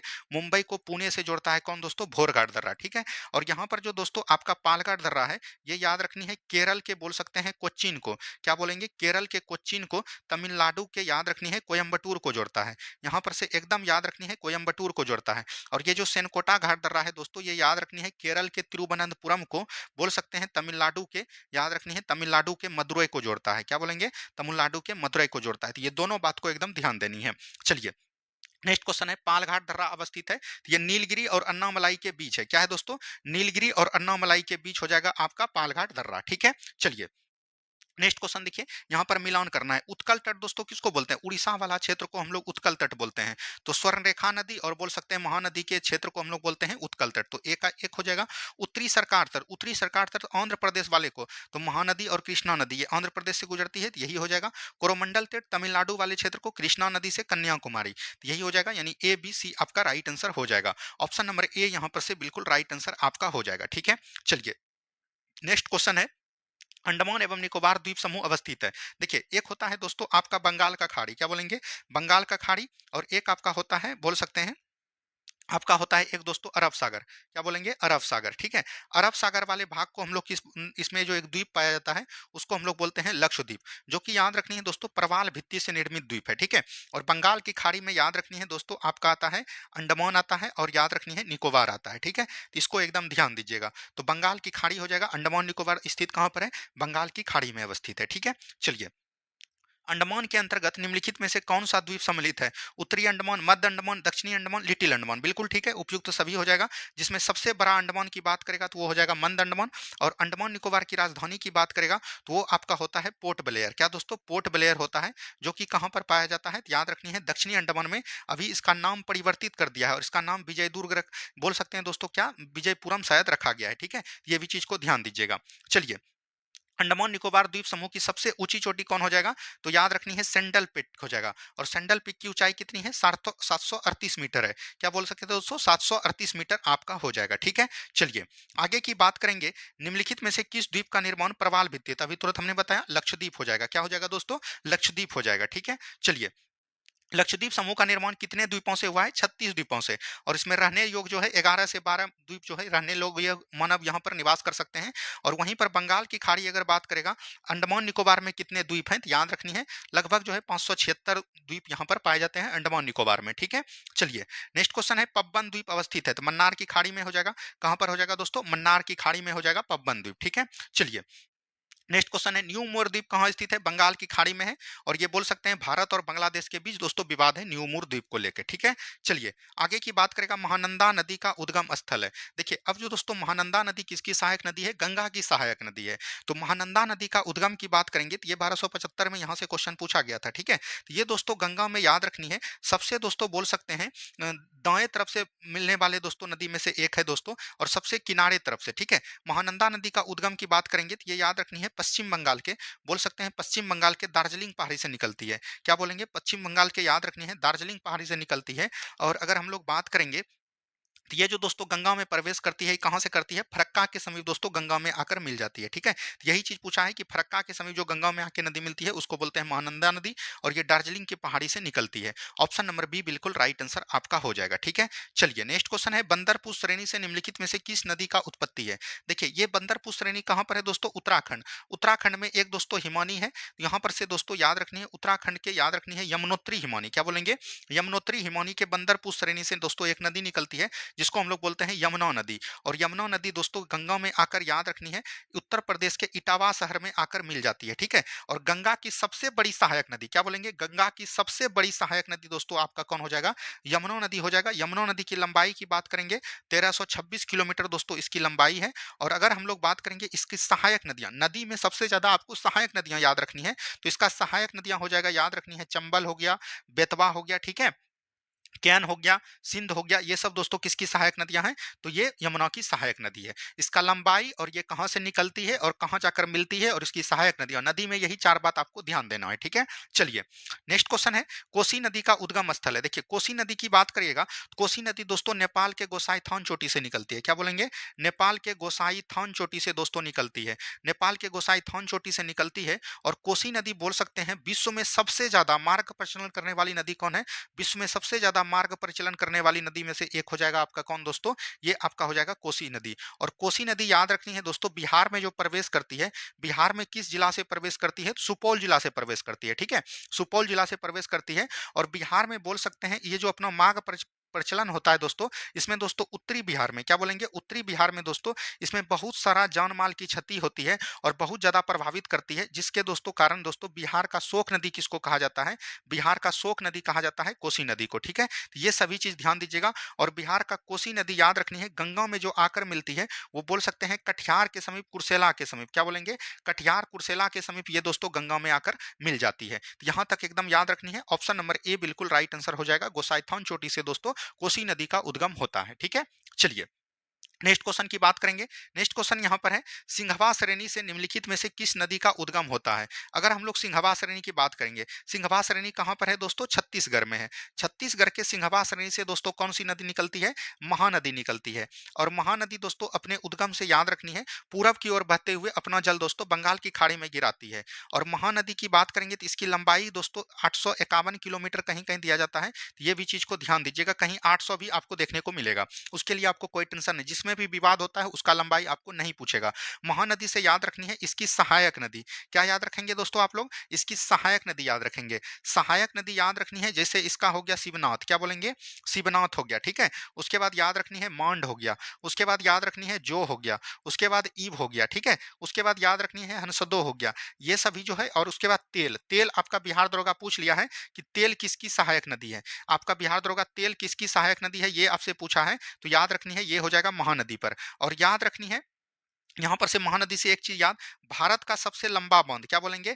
भारत का सबसे लंबा बांध दोस्तों कौन हो जाएगा? सबसे लंबा बांध अगर बात करेगा, सबसे लंबा बांध आपका हो जाएगा हीराकुंड बांध। क्या बोलेंगे? हीराकुंड बांध। हीराकुंड बांध किस नदी पर हो जाएगा? तो वो याद रखनी है महानदी पर हो जाएगा, ठीक है? इतना चीज को ध्यान दीजिएगा तो राइट आंसर हो जाएगा ऑप्शन नंबर बी। अब दोस्तों एग्जाम का औकात नहीं है कि दोस्तों नदी से आपके बाहर प्रश्न पूछ सकता है, महानदी या कोई भी नदी हो, सभी नदी को हम यहाँ पर डील करने वाले हैं, ठीक है? चलिए नेक्स्ट क्वेश्चन है मेहंद झील से किस नदी का उद्गम होता है? देखिए मेहंद झील से दोस्तों माही नदी का उद्गम होता है। और माही नदी से एक ही चीज याद रखनी है, कर्क रेखा को दो बार काटती है। याद रखनी है कर्क रेखा को दो बार काटने वाली कौन नदी है? माही नदी। जब कर्क रेखा को देख लिए तो एक याद रखनी है भूमध्य रेखा। क्या होता है दोस्तों? भूमध्य रेखा। और एक आपका कहलाता है मकर रेखा। भूमध्य रेखा को दो बार काटने वाली नदी हो जाएगा कांगो या जैरे नदी। क्या बोलेंगे? कांगो या जैरे नदी दो बार काटने वाली नदी हो जाएगा। और मकर रेखा को काटने वाली नदी हो जाएगा याद रखनी है लिम्पोपे नदी। मकर रेखा को दो बार काटने वाली नदी कौन हो जाएगा? लिम्पोपे नदी हो जाएगा। तो राइट आंसर क्या हो जाएगा? ऑप्शन नंबर बी हो जाएगा, ठीक है? चलिए नेक्स्ट क्वेश्चन है पेरियार निम्नलिखित में से किस राज्य की सबसे लंबी नदी है? केरल का हो जाएगा। और इसकी लंबाई 96 किलोमीटर है, तो ये भी चीज ध्यान दीजिएगा। और अभी जो आपको पता है केरल में दोस्तों जो ओणम त्योहार होता है जिसमें आपका नौकायान होता है। क्या होता है? नौकायान होता है। ये दोस्तों किस झील में करवाया जाता है? तो वेम्बनाड झील में। क्या बोलेंगे? वेम्बनाड झील में किया जाता है। तो ये भी चीज को ध्यान दीजिएगा, ठीक है? चलिए नेक्स्ट क्वेश्चन है, उत्तर पूर्वी भारत की सबसे मीठे पानी का झील कौन हो जाएगा? लोकटक झील हो जाएगा। और लोकटक झील कहां पर है दोस्तों? मणिपुर में है। ये दोस्तों बिहार दरोगा का फेवरेट क्वेश्चन है कि लोकटक झील किस राज्य में है? मणिपुर में। और यहां पर दोस्तों एक बोल सकते हैं दोस्तों आपका राष्ट्रीय उद्यान पाया जाता है, जिसको हम लोग बोलते हैं कैबुल लमजाओ राष्ट्रीय उद्यान। क्या बोलेंगे? कैबुल लमजाओ राष्ट्रीय उद्यान दोस्तों कहां पर पाया जाता है? ये दोस्तों महाराष्ट्र में। विश्व का एकमात्र तैरता हुआ राष्ट्रीय उद्यान कौन हो जाएगा? कैबुल लमजाओ राष्ट्रीय उद्यान, जो कि कहां पर है? मणिपुर के लोकटक झील में। बिहार दरोगा का फेवरेट क्वेश्चन है। नेक्स्ट क्वेश्चन है, विश्व का एकमात्र तैरता हुआ झील केबुल लमजाओ नेशनल पार्क। देखिए पूछ दिया, लोकटक झील में हो जाएगा। पुलकट झील दोस्तों कहां पर है? आंध्र प्रदेश और तमिलनाडु के सीमा पर। वेमनाथ झील हमने बताया केरल में है। चिल्का झील दोस्तों आपका कहां पर हो जाएगा? उड़ीसा में हो जाएगा। ठीक है, चलिए। सिंधु नदी अपपात तंत्र की भारत में कुल लंबाई। देखिए सिंधु नदी जो है अभी जल विवाद में रहा था, पाकिस्तान और भारत के बीच दोस्तों ये नदी बहती है। इससे दोस्तों क्वेश्चन बनेगा, तो इसका हम लोग सुफरा साफ करने जा रहे हैं, तो इसको ध्यान से समझिएगा। यहाँ पर से समझिएगा सिंधु नदी तंत्र। सिंधु नदी याद रखनी है दोस्तों कहाँ से निकलती है? तो तिब्बत में। याद रखनी है, तिब्बत में एक सरोवर है जिसको हम लोग बोलते हैं मानसरोवर झील। क्या बोलेंगे?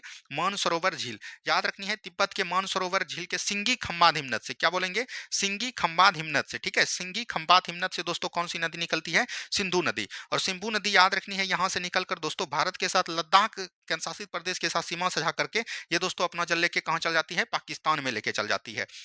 यहां तक इसकी लंबाई 2880 किलोमीटर हो जाता है। ठीक है, पूरा लंबाई सिंधु का पूछेगा तो 2880 किलोमीटर लंबाई हो जाएगा।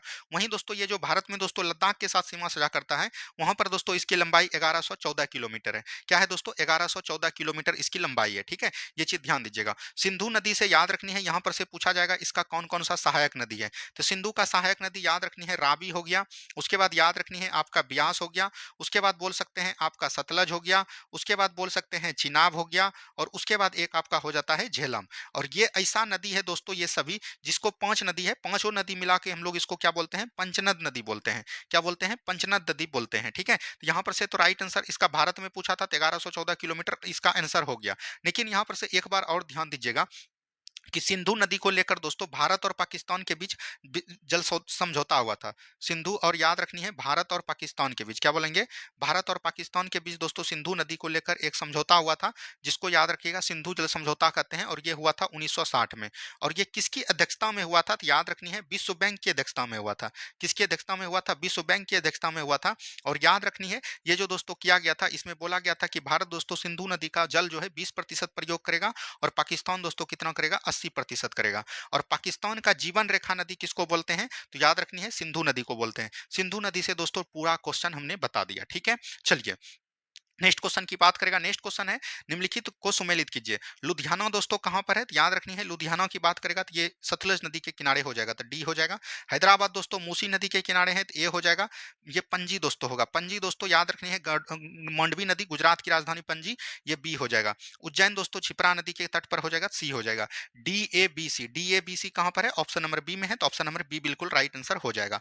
नेक्स्ट क्वेश्चन है, पंचनद नदियां किस स्थान पर आपस में मिलकर सिंधु नदी में। देखिए पंचनद नदियां जो रावी, ब्यास, सतलज, झेलम, चिनाब हुआ, वो दोस्तों आपस में मिलकर जो एक जगह पर मिलता है उसको बोलते हैं मिथानकोट। और मिथानकोट दोस्तों कहां पर है? पाकिस्तान में। ऑप्शन नंबर ए हो जाएगा। लेकिन याद रखनी है दोस्तों, ब्यास नदी एक ऐसी नदी है जिसका जल दोस्तों ये दोस्तों पाकिस्तान तक नहीं जा पाता है, और ये कच्छ के रण में ही विलुप्त हो जाता है। क्या बोलेंगे?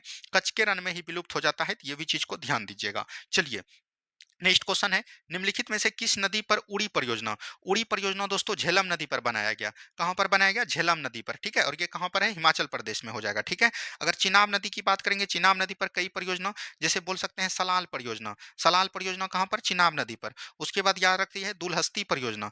दुलहस्ती परियोजना कहां पर बनाया गया? तो ये भी चिनाब नदी पर। ठीक है, उसके बाद सलाल परियोजना, दुलहस्ती परियोजना, ये सब चिनाब नदी पर। उसके बाद ब्यास पर याद रखनी है पोंग परियोजना। पोंग परियोजना कहां पर बनाया गया? ब्यास नदी पर। ठीक है, चलिए नेक्स्ट क्वेश्चन है, तापी नदी की लंबाई कितनी किलोमीटर है? तो ये 724 किलोमीटर है। उतना ज्यादा दोस्तों क्वेश्चन नहीं पूछा जाता है, तो ये सतपुरा से से दोस्तों निकलती है कौन? ताप्ती नदी निकलती है, तो इसको भी ध्यान दीजिएगा। और ये याद रखनी है, अपने उद्गम से दोस्तों पश्चिम की तरफ बहती है, और अपना जल दोस्तों अरब सागर में जाकर गिराती है। और ये भी एक ऐसी नदी है, ताप्ती और नर्मदा, यहाँ से ये चीज ध्यान दीजिएगा, जो कि एक्सुड़ी का निर्माण करती है। क्या बोलेंगे? एक्सुड़ी का निर्माण करती है, ना कि डेल्टा का निर्माण करती है। ठीक है, चलिए नेक्स्ट क्वेश्चन, नर्मदा नदी की लंबाई कितनी है? देखिए नर्मदा नदी दोस्तों मध्य प्रदेश में एक पहाड़ पाया जाता है, जिसको बोलते हैं अमरकंटक पहाड़। अमरकंटक की पहाड़ी से दोस्तों नर्मदा नदी निकलती है, और अपने उद्गम से दोस्तों किधर बहती है? पश्चिम की तरफ। और ये याद रखनी है, ये भी जल अपना अरब सागर के खंबात की खाड़ी में गिराती है। यहाँ तक इसकी लंबाई 1312 किलोमीटर है। कितना है दोस्तों? 1312 किलोमीटर है। और नर्मदा नदी की यहाँ पर अगर बात करेंगे दोस्तों, सहायक नदी आपको ज़्यादा पूछा जाता है एग्जाम में, क्योंकि याद रखनी है यहाँ से क्वेश्चन उठाया गया है। तो नर्मदा की सहायक नदी याद रखनी है ओरसंग, क्या बोलेंगे? ओरसंग हो गया। उसके बाद याद रखनी है तवा हो गया। उसके बाद बोल सकते हैं बंजर हो गया। उसके बाद याद रखनी है शेर हो गया। उसके बाद याद रखनी है हिरन हो गया। ये सभी किसकी सहायक नदी है? नर्मदा की सहायक नदी है, जिसमें आपको जो है बिहार पुलिस दरोगा में तवा किसकी सहायक नदी है ये पूछ लिया है। ठीक है, चलिए नेक्स्ट क्वेश्चन है, गंगा को बांग्लादेश में किस नदी के नाम से जाना जाता है? अब देखिए गंगा नदी को पूरे तरीके से हम लोग देख लेते हैं। अगर हम लोग बात करेंगे गंगा नदी की दोस्तों उत्पत्ति की बात करेंगे तो एक उत्तराखंड में है संतोपत हिमानी, क्या बोलेंगे? संतोपत हिमानी। संतोपत हिमानी से कौन सी नदी निकलती है? अलकनंदा नदी निकलती है। ठीक है, उसी के बगल में याद रखनी है दोस्तों, एक है आपका बोल सकते हैं गौमुख हिमानी, क्या बोलेंगे? गौमुख हिमानी। गौमुख हिमानी के गंगोत्री हिमानी से कौन सी नदी निकलती है? भागीरथी नदी निकलती है। और ये दोनों का धारा जब दोस्तों आपस में मिलती है तो इसको हम लोग बोलते हैं देव प्रयाग। और देव प्रयाग की जलधारा को हम लोग किस नाम से जानते हैं? गंगा के नाम से। और गंगा दोस्तों याद रखनी है पहले तो पर्वतीय भाग में, उसके बाद ये जो मैदानी भाग में प्रवेश करती है, कहाँ से करती है? उत्तराखंड के हरिद्वार से मैदानी भाग में प्रवेश करती है। ठीक है, उसके बाद दोस्तों ये याद रखनी है उत्तराखंड में बहती हुई ये अपना जल कहाँ पर लेके जाती है? उत्तर प्रदेश। उत्तर प्रदेश में याद रखनी है बिजनौर जिला से प्रवेश करती है और बलिया जिला से दोस्तों ये निकल जाती है उत्तर प्रदेश से। बलिया जिला से निकलने के बाद ये कुल 24 जिला में दोस्तों प्रवेश करती है, कहाँ पर? ये उत्तर प्रदेश में। उसके बाद ये बिहार में प्रवेश करती है दोस्तों बक्सर जिला से। और बक्सर जिला से प्रवेश करते हुए ये अपना जो है याद रखनी है कटिहार कुर्सेला के समीप ये दोस्तों बिहार से निकलकर ये अपना जल दोस्तों बांग्लादेश लेके चल जाती है पश्चिम बंगाल। और पश्चिम बंगाल में दोस्तों इसकी नदी की जलधारा दो भागों में बढ़ जाती है, एक जाता है दोस्तों उत्तर की तरफ और ये एक जाता है, एक पश्चिम की तरफ पूर्व की तरफ जाता है, एक दक्षिण की तरफ। दक्षिण की तरफ जो जाता है उसको हम लोग बोलते हैं हुगली नदी, क्या बोलेंगे? हुगली नदी। और ये जो होता है इसको हम लोग बोलते हैं भागीरथी नदी। ठीक है, और याद रखनी है उत्तराखंड में भी इसको दोस्तों किस नाम से जानते हैं? भागीरथी के नाम से जानते हैं। और यहाँ तक इसकी लंबाई की बात करेंगे तो 2525 किलोमीटर इसकी कुल लंबाई हो जाएगा। ठीक है, ये चीज ध्यान दीजिएगा। और ये जो दोस्तों बंगाल में दोस्तों अपना जल जो गिराती है, ये पद्मा के नाम से अपना जल गिराती है। किस नाम से? पद्मा के नाम से अपना जल दोस्तों बंगाल की खाड़ी में गिराती है। ये भी चीज को ध्यान दीजिएगा। सॉरी, पद्मा के नाम से दोस्तों ये बांग्लादेश में जानी जाती है और मेघना के नाम से दोस्तों ये अपना जल बंगाल की खाड़ी में गिराती है। ये हो गया दोस्तों इसका बोल सकते हैं एक संक्षेप में वर्णन। तो बांग्लादेश में पूछ रहा है पद्मा हो जाएगा। लेकिन यहाँ पर याद रखनी है गंगा नदी का अभी तंत्र खत्म नहीं हुआ है। गंगा नदी का अगर सहायक नदी आपको पूछ दे तो यहाँ से सवाल आपको छूटता है। ठीक है, गंगा की सहायक नदी की बात करेंगे तो सबसे पहले याद रखनी है रामगंगा, क्या बोलेंगे? रामगंगा। रामगंगा के बाद याद रखनी है गोमती, क्या बोलेंगे? गोमती। रामगंगा गोमती हो गया। उसके बाद याद रखनी है घाघरा, क्या बोलेंगे? घाघरा। उसके बाद याद रखनी है गंडक, क्या बोलेंगे? गंडक। उसके बाद याद रखनी है बूढ़ी गंडक, क्या बोलेंगे? बूढ़ी गंडक। उसके बाद याद रखिएगा आप लोग कोसी, किसको याद रखिएगा? कोसी। और उसके बाद याद रखनी है महानंदा, क्या बोलेंगे? महानंदा। ठीक है, उसके बाद अगर हम लोग नीचे से मिलने वाली नदी यानी कि बोल सकते हैं दाएं तरफ से मिलने वाली नदी की, ये दाएं तरफ हो गया और ये बाएं तरफ हो गया। दाएं तरफ से मिलने वाली नदी में हो जाएगा आपका सबसे लंबा यमुना और उसके बाद बोल सकते हैं सोन, क्या बोलेंगे? यमुना सोन हो गया। उसके बाद याद रखनी है पुनपुन, क्या बोलेंगे? पुनपुन। उसके बाद याद रखनी है अजय। ये सब दोस्तों दाएं तरफ से मिलने वाली गंगा की सहायक नदियां हैं। तो एक भी चीज को एकदम आपको नहीं छोड़ना है। ठीक है, चलिए नेक्स्ट क्वेश्चन यहाँ पर दिया गया है, किस नदी को तिब्बत में सांगपो या सांपू के नाम से जाना जाता है? देखिए अब दोस्तों हम लोग किसकी बात करेंगे? ब्रह्मपुत्र नदी की बात करेंगे। ब्रह्मपुत्र नदी याद रखनी है दोस्तों कहाँ से निकलती है? तो ये भी दोस्तों तिब्बत के मानसरोवर झील के चैमयुंगमो धिन्ना से निकलती है और अपने उद्गम से बहते हुए अपना जल दोस्तों याद रखनी है तिब्बत से प्रवेश करती है, कहाँ पर? याद रखनी है भारत में। भारत के बाद दोस्तों बांग्लादेश में प्रवेश करती है। यहाँ तक इसकी लंबाई है 2900 किलोमीटर। कितना है दोस्तों? 2900 किलोमीटर है। लेकिन ये चीज़ ध्यान दीजिएगा कि ब्रह्मपुत्र नदी को अलग-अलग राज्यों में, अलग-अलग देशों में अलग-अलग नाम से जाना जाता है। तो यहाँ पर हम लोग सबसे बात करेंगे पहले तिब्बत में किस नाम से जाना जाता है। तिब्बत के बाद याद रखनी है दोस्तों भारत में किस नाम से जाना जाता है। भारत के बाद याद रखनी है, भारत नहीं, भारत को इसको यहाँ से हटा दीजिए। ठीक है, भारत से बेटर यहाँ पर दोस्तों आपका जो हो जाएगा वो याद रखनी है कौन हो जाएगा? भारत से बेटर आपका हो जाएगा असम में दोस्तों किस नाम से जानते हैं? असम में प्रवेश करती है। उसके बाद याद रखनी है अरुणाचल प्रदेश से दोस्तों प्रवेश करती है ये, अरुणाचल प्रदेश हो गया। उसके बाद याद रखनी है बांग्लादेश में दोस्तों किस नाम से जाना जाता है। ठीक है, अगर हम लोग बात करेंगे तिब्बत में दोस्तों इनको हम लोग जानते हैं सांगपो के नाम से। ठीक है, उसके बाद याद रखनी है असम में दोस्तों हम लोग इसको जानते हैं ब्रह्मपुत्र के नाम से। ठीक है, अरुणाचल प्रदेश में हम लोग इसको जानते हैं दिहांग के नाम से और उसके बाद बांग्लादेश में इसको हम लोग जानते हैं जमुना के नाम से। और आगे चल के दोस्तों इसकी धारा गंगा में मिल जाती है और ये भी चीज ध्यान दीजिएगा इस दोनों के धारा को हम लोग मिला के क्या बोलते हैं? मेघना। और मेघना नाम से दोस्तों ये अपना जल कहाँ पर गिराती है? बे ऑफ बंगाल यानी बंगाल की खाड़ी में। तो राइट आंसर बांग्लादेश तिब्बत में पूछ रहा है सांगपो किस नदी को, तो ब्रह्मपुत्र नदी को बोलेंगे, तो ऑप्शन नंबर ए हो जाएगा। ठीक है, इतना चीज को एकदम जानकारी रखना चाहिए, ब्रह्मपुत्र नदी। अब दोस्तों ब्रह्मपुत्र नदी की हम लोग सहायक नदी नहीं देखे हैं, तो इसकी सहायक नदी को भी हम लोग देख लेते हैं। ब्रह्मपुत्र की सहायक नदी क्या क्या हो जाएगा दोस्तों, तो याद रखनी है कामेंग, क्या बोलेंगे, कामेंग हो गया। उसके बाद याद रखनी है मानस, क्या बोलेंगे, मानस हो गया। उसके बाद याद रखनी है लोहित, क्या बोलेंगे, लोहित हो गया। उसके बाद बोल सकते हैं सुबनसिरी, क्या बोलेंगे, सुबनसिरी हो गया। उसके बाद याद रखनी है धनसिरी। ये सभी जो है किसकी सहायक नदी है, ये सभी जो है याद रखनी है ब्रह्मपुत्र की सहायक नदियां हैं। ठीक है, चलिए नेक्स्ट क्वेश्चन है, बांग्लादेश में ब्रह्मपुत्र को किस नाम से, तभी तुरंत बताया, जमुना के नाम से। ऑप्शन नंबर सी हो जाएगा। नेक्स्ट क्वेश्चन की बात करेगा, सुबनसिरी कामेंग मानस किसकी सहायक नदियां हैं, ब्रह्मपुत्र की सहायक नदियां हैं। ठीक है, चलिए नेक्स्ट क्वेश्चन है, भाखड़ा नांगल परियोजना किस नदी पर है, सतलज नदी पर हो जाएगा। कहां पर हो जाएगा दोस्तों, सतलज नदी पर हो जाएगा। ठीक है, चलिए पोंग परियोजना हमने बताया था ब्यास नदी पर, हिमाचल प्रदेश में हो जाएगा। ऑप्शन नंबर ए हो जाएगा। ठीक है, चलिए नेक्स्ट क्वेश्चन है, थीन परियोजना निम्नलिखित में से किस नदी पर है, तो ये रावी नदी पर हो जाएगा। थीन परियोजना किस नदी पर है दोस्तों, तो रावी नदी पर है। थीन परियोजना किस नदी पर है, तो रावी नदी पर हो जाएगा। ठीक है, चलिए नेक्स्ट क्वेश्चन है, नाथला झाकड़ी परियोजना निम्नलिखित में से, ये दोस्तों सतलज सतलज नदी पर हो जाएगा। और बोल सकते हैं कहां पर हो जाएगा, तो हिमाचल प्रदेश में। कहां पर हो जाएगा, हिमाचल प्रदेश में हो जाएगा। तो ऑप्शन नंबर ए बिल्कुल राइट आंसर आपका हो जाएगा। ठीक है, चलिए नेक्स्ट क्वेश्चन है, सलाल परियोजना हमने बता दिया चिनाब नदी पर। सिनाब हो गया, बगलीहार हो गया, दुलहस्ती हो गया, एक लिख लीजिए दुलहस्ती, क्या बोलेंगे, दुलहस्ती। ये सभी दोस्तों कहां पर है, चिनाब नदी पर हो जाएगा। ठीक है, चलिए टिहरी परियोजना किस नदी पर स्थित है, तो टिहरी परियोजना भिलंगना और भागीरथी नदी के तट पर दोस्तों टिहरी परियोजना है। बी और सी दोनों हो जाएगा। और ये बिहार दरोगा पूछा है, क्या बोलेंगे, बिहार दरोगा दोस्तों पूछा गया है, तो इसको भी ध्यान दीजिएगा।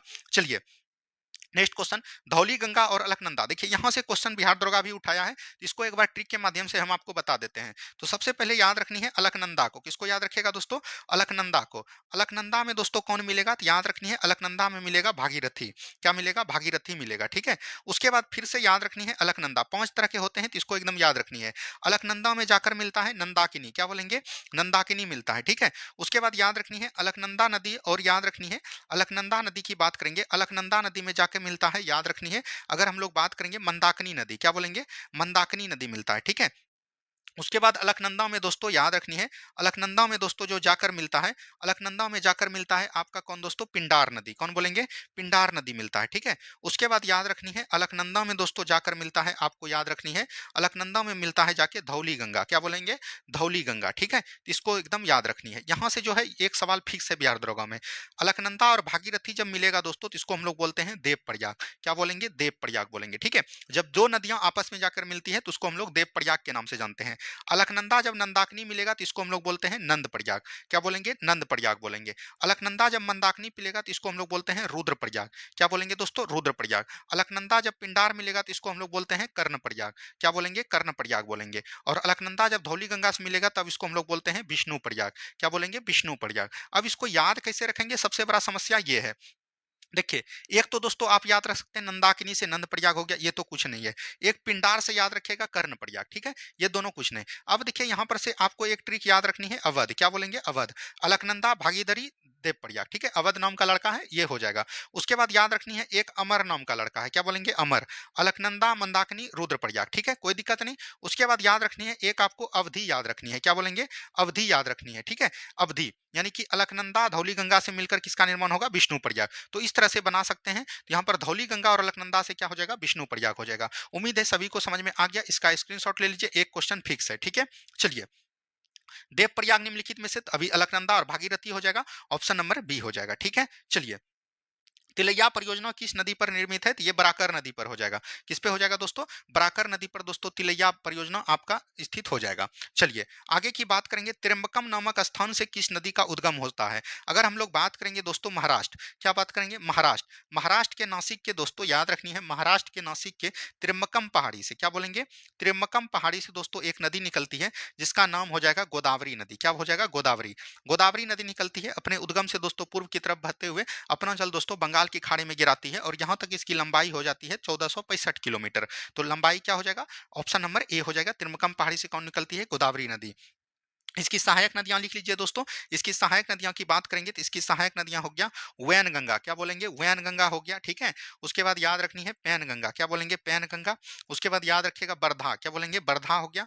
उसके बाद हो गया मंजीरा, उसके बाद याद रखनी है प्राणहिता, क्या बोलेंगे? प्राणहिता। उसके बाद याद रखनी है इंद्रावती, क्या बोलेंगे? इंद्रावती। ये सभी किसकी सहायक नदियाँ हैं? गोदावरी की। गोदावरी नदी दक्षिण भारत की सबसे लंबी नदी है, इसीलिए इसको दक्षिण गंगा के नाम से जाना जाता है, ठीक है? चलिए, नेक्स्ट क्वेश्चन है कावेरी नदी का उद्गम होता है। देखिए कावेरी नदी जो है कर्नाटक के ब्रह्मगिरी पहाड़ी से निकलती है दोस्तों, और इसकी लंबाई की बात करेंगे तो 800 कहीं कहीं दिया जाता है, तो ये चीज ध्यान दीजिएगा। 800। इसकी कई सारी सहायक नदियां हैं, जैसे अगर हम लोग बात करेंगे हेमावती हो गया, ठीक है? उसके बाद बोल सकते हैं अकड़ावती हो गया, क्या बोलेंगे? अकड़ावती हो गया। उसके बाद बोल सकते हैं अमरावती हो गया। ये सभी किसकी सहायक नदियां हैं? ये सभी जो है बोल सकते हैं कावेरी की सहायक नदियां हैं, ठीक है? चलिए, स्वर्णरेखा नदी का उद्गम होता है। स्वर्णरेखा नदी का उद्गम जो है छोटा नागपुर के पठार झारखंड से होता है। ऑप्शन नंबर ए हो जाएगा।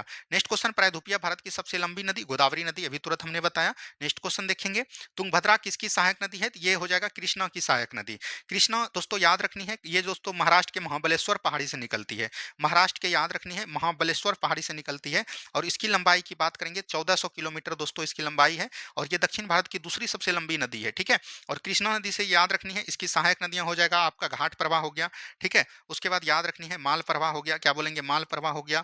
उसके बाद याद रखनी है तुंगभद्रा हो गया, क्या बोलेंगे? तुंगभद्रा हो गया, ठीक है? उसके बाद याद रखनी है मूसी हो गया। ये सभी किसकी सहायक नदियां हैं? कृष्णा की सहायक नदियां हैं, ठीक है? चलिए, तेल किसकी सहायक नदियां हमने बता दिया, महानदी की सहायक नदियां, और ये बिहार दरोगा पूछा है, ठीक है? चलिए, भारत की सबसे बड़ी लेगून खारे पानी का झील कौन हो जाएगा? तो सबसे बड़ी लेगून खारे पानी का झील हो जाएगा चिल्का झील। कौन हो जाएगा दोस्तों? चिल्का झील, ठीक है? वहीं पर अगर हम लोग बात करेंगे भारत का सबसे पहला दोस्तों खारे पानी का झील कौन हो जाएगा? खारे पानी का झील हो जाएगा तब आपका हो जाएगा सांभर झील। कौन हो जाएगा दोस्तों? सांभर झील। लेकिन लेगून पानी का झील पूछेगा चिल्का झील, और मीठे पानी का झील पूछेगा भारत में कौन हो जाएगा? तो वो आपका हो जाएगा बुलर झील। और बुलर झील कहां पर पड़ता है? जम्मू कश्मीर में, ठीक है? चलिए, यहाँ पर मिलान करना निम्नलिखित में से कौन सुमेलित नहीं है? नैनीताल झील दोस्तों उत्तराखंड में बिल्कुल ठीक है। उमियम झील मेघालय में है। पवई झील दोस्तों गुजरात में नहीं दोस्तों, ये कहां पर हो जाएगा? महाराष्ट्र में हो जाएगा। कहां पर हो जाएगा?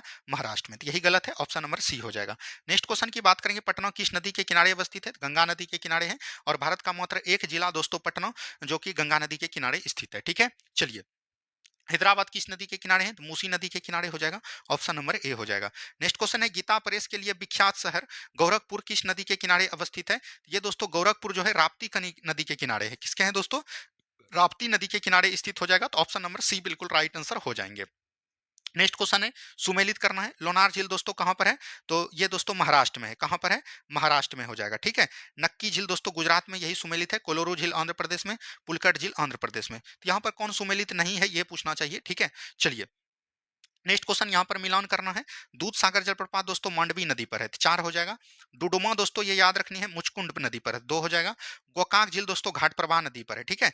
तो यहाँ पर 1 हो जाएगा, ठीक है? और जो बोल सकते हैं जलप्रपात श्रावती नदी पर हो जाएगा। 4 2 1 3, 4 2 1 3 ऑप्शन नंबर ए में है, तो ऑप्शन नंबर ए बिल्कुल राइट आंसर हो जाएगा। ब्रह्मपुत्र नदी का बहाव क्षेत्र हमने बताया तिब्बत, बांग्लादेश, भारत। ये भी बिहार दरोगा का पूछा हुआ क्वेश्चन है, ठीक है? चलिए, नेक्स्ट क्वेश्चन है, भारत में किस प्रकार की जलवायु पाई जाती है? भारत में मानसूनी प्रकार की जलवायु पाई जाती है। और भारत में दोस्तों मानसूनी जो है शब्द कहां से लिया गया है? तो मानसून का अर्थ होता है मानसून, तो ये दोस्तों अरबी भाषा का शब्द है, ठीक है? इसको भी ध्यान दीजिएगा। चलिए, नेक्स्ट क्वेश्चन है, मानसून शब्द की उत्पत्ति किस भाषा से? तो मानसूनी मौसम रूप से दोस्तों याद रखनी है, मानसून शब्द की उत्पत्ति हुई है, और ये दोस्तों अरबी भाषा का रूप है। भारत में होने वाला मानसूनी वर्षा का समय है। भारत में होने वाला दोस्तों ये याद रखिएगा दक्षिण पश्चिम भाग से सबसे अधिक वर्षा पाया जाता है, और ये जो समय होता है जून से अगस्त तक, जून से सितंबर बोल सकते हैं। ऑप्शन नंबर डी हो जाएगा, ठीक है? चलिए, तापिया सिद्धांत अथवा ब्रिस्मत विचारधारा के सिद्धांत का प्रतिपादन एडमंड हेली ने किया। किसने किया? एडमंड हेली ने किया, ठीक है? चलिए, विश्व का सर्वाधिक वर्षा वाला स्थान मौसिनराम। मौसिनराम कहां पर है? मेघालय में है, ठीक है? सबसे अधिक वर्षा कहां पर पाया जाता है? यहीं पर। और सबसे कम पूछेगा दोस्तों तो वो लेह लद्दाख में होगा। कहां पर? लेह लद्दाख में होगा, ठीक है? चलिए, भारत में औसत वार्षिक दर कितनी होती है? 125 सेंटीमीटर। औसत वार्षिक कितना होता है? याद रखनी है 125 सेंटीमीटर औसत वार्षिक है, ठीक है? चलिए, भारत मौसम विभाग का मुख्यालय कहाँ स्थित है? तो ये नई दिल्ली हो जाएगा। कहां पर हो जाएगा दोस्तों? नई दिल्ली हो जाएगा, ठीक है? चलिए, निम्न राज्यों में से किस राज्य में जाड़े के मौसम में बारिश होता है? देखिए, भारत में जो सबसे अधिक बारिश होता है दोस्तों, वो दक्षिण पश्चिम मानसून से याद रखनी है, ये वाला भाग में होता है। लेकिन याद रखनी है, लौटता हुआ मानसून दोस्तों ये तमिलनाडु के क्षेत्र में कराता है, जो कि जाड़े अभी ठंडी समय में दोस्तों बारिश करेगा, जो कि याद रखनी है तमिलनाडु में रबी फसल के लिए सबसे ज्यादा उत्तरदायी है। और इसको जो हम लोग बोलते हैं उत्तर पूर्वी मानसून के रूप में जानते हैं। ठीक है, चलिए नेक्स्ट क्वेश्चन है, भारत में सर्वाधिक वर्षा हमने बताया दक्षिण पश्चिम मानसून से। ठीक है, ऑप्शन नंबर सी हो जाएगा। नेक्स्ट क्वेश्चन है, भारतीय कृषि अनुसंधान परिषद के अनुसार भारत में कितने प्रकार की मिट्टियां पाई जाती है? 8 प्रकार की मिट्टी, लेकिन मुख्य रूप से 4 प्रकार का पाया जाता है। एक आपका होता है जलोढ़ मिट्टी, ठीक है? उसके बाद एक आपका होता है लाल पीली मिट्टी, उसके बाद आपका होता है काली मिट्टी, ठीक है? उसके बाद एक आपका होता है लेटेराइट मिट्टी। क्या होता है? लेटेराइट मिट्टी होता है। यहाँ पर से अगर हम लोग बात करेंगे जलोढ़ मिट्टी कितना प्रतिशत? 43% भूभाग पर पाया जाता है। लाल मिट्टी दोस्तों 18% पर, काली मिट्टी याद रखनी है 15% पर, और लेटेराइट मिट्टी 8% भूभाग पर पाया जाता है। ठीक है, चलिए भारत में सर्वाधिक क्षेत्र पर किस प्रकार की मिट्टी विस्तार? जलोढ़ मृदा। जलोढ़ मृदा को कांच या कांप या कछाड़ी मृदा के नाम से जानते हैं। और जलोढ़ मृदा याद रखनी है दोस्तों, मृदा के अपरदन और निक्षेपण से इसका निर्माण होता है। और ये दो प्रकार के होते हैं, एक होते हैं आपका पुरानी जलोढ़ मृदा और एक आपका होता है नई जलोढ़ मृदा। पुरानी जलोढ़ मृदा को हम लोग किस नाम से जानते हैं? बांगर के नाम से जानते हैं। और नई जलोढ़ मृदा को हम लोग खादर के नाम से जानते हैं। और इसमें सबसे ज्यादा जो उपजाई वाला मशीन होता है, मतलब मिट्टी होता है, वो होता है नई जलोढ़ मृदा। ठीक है, चलिए पौधे को सबसे अधिक पानी किस मिट्टी से मिलता है? तो चिकनी मिट्टी से मिलता है। ऑप्शन नंबर ए हो जाएगा। नेक्स्ट क्वेश्चन है, निम्नलिखित में से कौन सी फसल मृदा को नाइट्रोजन से भरपूर कर देती है? नाइट्रोजन सबसे भरपूर दोस्तों कहां पर होगा? दलहनी क्षेत्र में। जहां पर दलहनी चीज होगा, दलहनी दाल वाला देख लीजिए, मटर है, तो मटर ऑप्शन से ऑप्शन नंबर डी हो जाएगा। नेक्स्ट क्वेश्चन है, मृदा क्षरण को रोका जा सकता है? मृदा क्षरण जैसे दोस्तों गाय को दोस्तों हम खुला छोड़ देते हैं, तो वो दोस्तों पशु क्षरण मृदा क्षरण होता है। ठीक है, वृक्ष को काट देते हैं, वो भी दोस्तों मृदा क्षरण का एक रूप है। तो इसको जो हम रोक सकते हैं वन को लगाकर, यानी वन रोपण से। ऑप्शन नंबर सी हो जाएगा। नेक्स्ट क्वेश्चन है, कृषि की सूची का विषय है? कृषि राज्य सूची का विषय हो जाएगा। किसका हो जाएगा दोस्तों? कृषि जो है एक प्रकार का राजसूची का विषय है। ठीक है, चलिए स्वतंत्र भारत में प्रथम कृषि और खाद्य मंत्री कौन थे? तो डॉक्टर राजेंद्र प्रसाद। कौन हो जाएंगे दोस्तों? डॉक्टर राजेंद्र प्रसाद हो जाएंगे। नेक्स्ट क्वेश्चन है, भारतीय कृषि का इतिहास किसने लिखा? भारतीय कृषि का इतिहास जो लिखा वो एस एम रंधावा के द्वारा लिखा गया। लेकिन भारतीय कृषि का जनक पूछेगा, वो कौन हो जाएगा? एम एस स्वामीनाथन हो जाएगा, जिसने दोस्तों हरित क्रांति लाया। क्या बोलेंगे? हरित क्रांति में सबसे अधिक योगदान किसका रहा? तो वो याद रखनी है एम एस स्वामीनाथन। और हरित क्रांति की भारत में शुरुआत कब की गई? 1966 में किया गया। और अभी इनको ये याद रखनी है भारत रत्न पुरस्कार से भी सम्मानित किया गया है। ठीक है, ये भी चीज को ध्यान दीजिएगा। और नॉर्मन बोरलॉग याद रखनी है, विश्व में हरित क्रांति का जनक पूछेगा, विश्व में हरित क्रांति का जनक पूछेगा तो वो हो जाएगा नॉर्मन बोरलॉग, जो कि बिहार पुलिस में भी पूछा है। ठीक है, चलिए भारत में कृषि को समझा जाता है जीविकोपार्जन का साधन, यानी भारत में जो कृषि किया जाता है वो जीवन को मतलब जीने के लिए किया जाता है। ऑप्शन नंबर ए हो जाएगा। नेक्स्ट क्वेश्चन यहाँ पर है, निम्नलिखित में से कौन सा प्रमुख काजू उत्पादक राष्ट्र है? ये महाराष्ट्र हो जाएगा। और काजू उत्पादन में सबसे प्रयुक्त मिट्टी जो है लेटेराइट मिट्टी है, और ये 1275 में पूछा है। ठीक है, इसको भी ध्यान दीजिएगा। चलिए नेक्स्ट क्वेश्चन है, भारत का एकमात्र राज्य जो केसर का उत्पादन करता है तो जम्मू कश्मीर हो जाएगा। कौन हो जाएगा दोस्तों? जम्मू कश्मीर हो जाएगा। नेक्स्ट क्वेश्चन यहाँ पर देखिए, निम्नलिखित में से कौन सुमेलित नहीं है? भारतीय दलहन अनुसंधान कानपुर, बिल्कुल ठीक है। मत्स्यिकी विकास बोर्ड हैदराबाद। तंबाकू अनुसंधान केंद्र राजमुंदरी। आलू अनुसंधान केंद्र दोस्तों ये कहां पर हो जाएगा? तो याद रखनी है ये शिमला में हो जाएगा। कहां पर हो जाएगा? हिमाचल प्रदेश के शिमला में। लखनऊ में याद रखनी है दोस्तों, अगर हम लोग बात करेंगे तो ये वनस्पति वनस्पति दोस्तों कहां पर हो जाएगा? तो ये लखनऊ में हो जाएगा। औषधि अनुसंधान केंद्र कहां पर हो जाएगा? तो ये भी लखनऊ में हो जाएगा। यही गलत हो जाएगा, सुमिलित नहीं है। चलिए काकरापार परमाणु शक्ति निम्नलिखित में से किस राज्य में है? काकरापार हो जाएगा गुजरात में। कर्नाटक में हो जाएगा कैगा परमाणु संयंत्र। क्या बोलेंगे? कैगा परमाणु संयंत्र। तमिलनाडु में याद रखनी है कलपक्कम। क्या बोलेंगे? कलपक्कम हो जाएगा। और याद रखनी है कुडनकुलम। क्या बोलेंगे? कुडनकुलम हो जाएगा। ठीक है, और याद रखनी है महाराष्ट्र में आपका क्या हो जाएगा? तारापुर। तारापुर दोस्तों कहां पर है? तो याद रखनी है महाराष्ट्र में। सबसे पुराना पूछेगा तारापुर हो जाएगा। ठीक है, चलिए नेक्स्ट क्वेश्चन की बात करेंगे, देश का पहला बायोडीजल संयंत्र लगाया गया, याद रखनी है गुजरात के जामनगर में। ठीक है, चलिए नेक्स्ट क्वेश्चन है, राष्ट्रीय सौर ऊर्जा संस्थान का मुख्यालय कहां पर है? राष्ट्रीय सौर ऊर्जा का ये हो जाएगा गुरुग्राम तक, बोल सकते हैं नई दिल्ली का गुरुग्राम हो जाएगा। नेक्स्ट क्वेश्चन है, भारत में नियमित जनगणना किस वायसराय के कार्यकाल शुरू हुआ? भारत में अगर हम लोग जनगणना की बात करेंगे दोस्तों, भारत में जनगणना कब स्टार्ट हुआ? 1872 ईस्वी में हुआ। और सबसे पहले किसके द्वारा किया गया था? तो याद रखनी है लॉर्ड मेयो के द्वारा। किसके द्वारा? लॉर्ड मेयो के द्वारा किया गया। और याद रखनी है, अगर हम लोग बात करेंगे नियमित जनगणना का प्रारंभ जो किया गया वो 1881 में किया गया। और इस समय भारत का बोल सकते हैं वायसराय कौन था? तो ये हो जाएगा लॉर्ड रिपन। कौन हो जाएगा दोस्तों? Lord Ripon. तो लॉर्ड रिपन हो जाएगा, नियमित यहां पर पूछ रहा है तो लॉर्ड रिपन हो जाएगा। ठीक है, चलिए नेक्स्ट क्वेश्चन, भारत की जनगणना किस विषय के अंतर्गत आता है? जनगणना पूछेगा तो वो राज्य सूची के विषय, ठीक है? सॉरी, जनगणना पूछेगा तो वो संघ सूची का हो जाएगा। और अगर हम लोग बात करेंगे जनसंख्या, किसकी बात करेंगे? जनसंख्या की बात करेगा तो वो समवर्ती सूची का विषय हो जाएगा, ठीक है? इसको ध्यान दीजिएगा। नेक्स्ट क्वेश्चन देखिए, भारतीय जनगणना 2011 के अनुसार बिहार राज्य में लिंगानुपात क्या है? अगर पूरे भारत का लिंगानुपात की बात करेंगे तो वो था 943 प्रति महिला पुरुष, ठीक है? लेकिन बिहार की बात करेगा तो वो कितना है? 918 है। और सबसे अधिक पूछेगा किस राज्य का दोस्तों लिंगानुपात है? तो वो आपका हो जाएगा केरल। कौन हो जाएगा दोस्तों? केरल हो जाएगा। और केरल में दोस्तों कितना है? 1084 है। कितना है? 1084 है। और सबसे कम अगर पूछेगा तो वो आपका हो जाएगा हरियाणा। कौन हो जाएगा दोस्तों? हरियाणा हो जाएगा। और हरियाणा दोस्तों कितना है? 879 है। इसीलिए यहाँ के मोदी सरकार ने दोस्तों बेटी बचाओ बेटी पढ़ाओ योजना स्टार्ट किया था, ठीक है? चलिए, नेक्स्ट क्वेश्चन है, बस 2011 जनगणना के अनुसार किस राज्य में जनसंख्या दशकीय वृद्धि न्यूनतम रही? नागालैंड। कौन हो जाएगा दोस्तों? नागालैंड में। नेक्स्ट क्वेश्चन है, भारतीय जनगणना 2011 के अनुसार निम्न राज्यों में से किस एक में जनसंख्या घनत्व सर्वाधिक? अगर हम लोग बात करेंगे भारत के 2011 जनगणना के अनुसार भारत का जनघनत्व कितना रखा था? 382 पर व्यक्ति वर्ग किलोमीटर, ठीक है? ये चीज ध्यान दीजिएगा, यानी कि 382 1 किलोमीटर के अंदर जो है 382 व्यक्ति रहना चाहिए। लेकिन सबसे अधिक कहां पर है? बिहार में है जनघनत्व। यहाँ पर 1106 व्यक्ति पर किलोमीटर रहता है। और सबसे कम पूछेगा तो वो आपका हो जाएगा अरुणाचल प्रदेश। अरुणाचल प्रदेश में महज 17 व्यक्ति जो है वर्ग किलोमीटर रह रहा है, ठीक है? चलिए, नेक्स्ट क्वेश्चन, देश में पहली बार जनसंख्या नीति की घोषणा कब की गई थी? तो 1976 में। कब की गई थी? 1976 में की गई थी। नेक्स्ट क्वेश्चन है, भारत के पड़ोसी राष्ट्रों में सर्वाधिक लिंगानुपात किस देश का है? तो भारत के पड़ोसी राष्ट्रों में सर्वाधिक लिंगानुपात की बात करेगा तो ये चीन में हो जाएगा। कहां पर हो जाएगा? चीन में हो जाएगा। तो आज दोस्तों हमने जो है आपको भारत के भूगोल के सभी चैप्टर को हमने बहुत ही अच्छे तरीके से पढ़ाने का प्रयास किया। इसमें हमने सभी चीज को करवा दिए, ठीक है? वन शॉट रिवीजन इससे बेहतर नहीं हो पाएगा। और अगर आपका प्यार इस वीडियो में बना तो हम दोस्तों आगे के सभी सब्जेक्ट को आपको मैराथन करवा देंगे। धन्यवाद, मिलते हैं हम लोग नेक्स्ट वीडियो में। जय हिंद, जय भारत।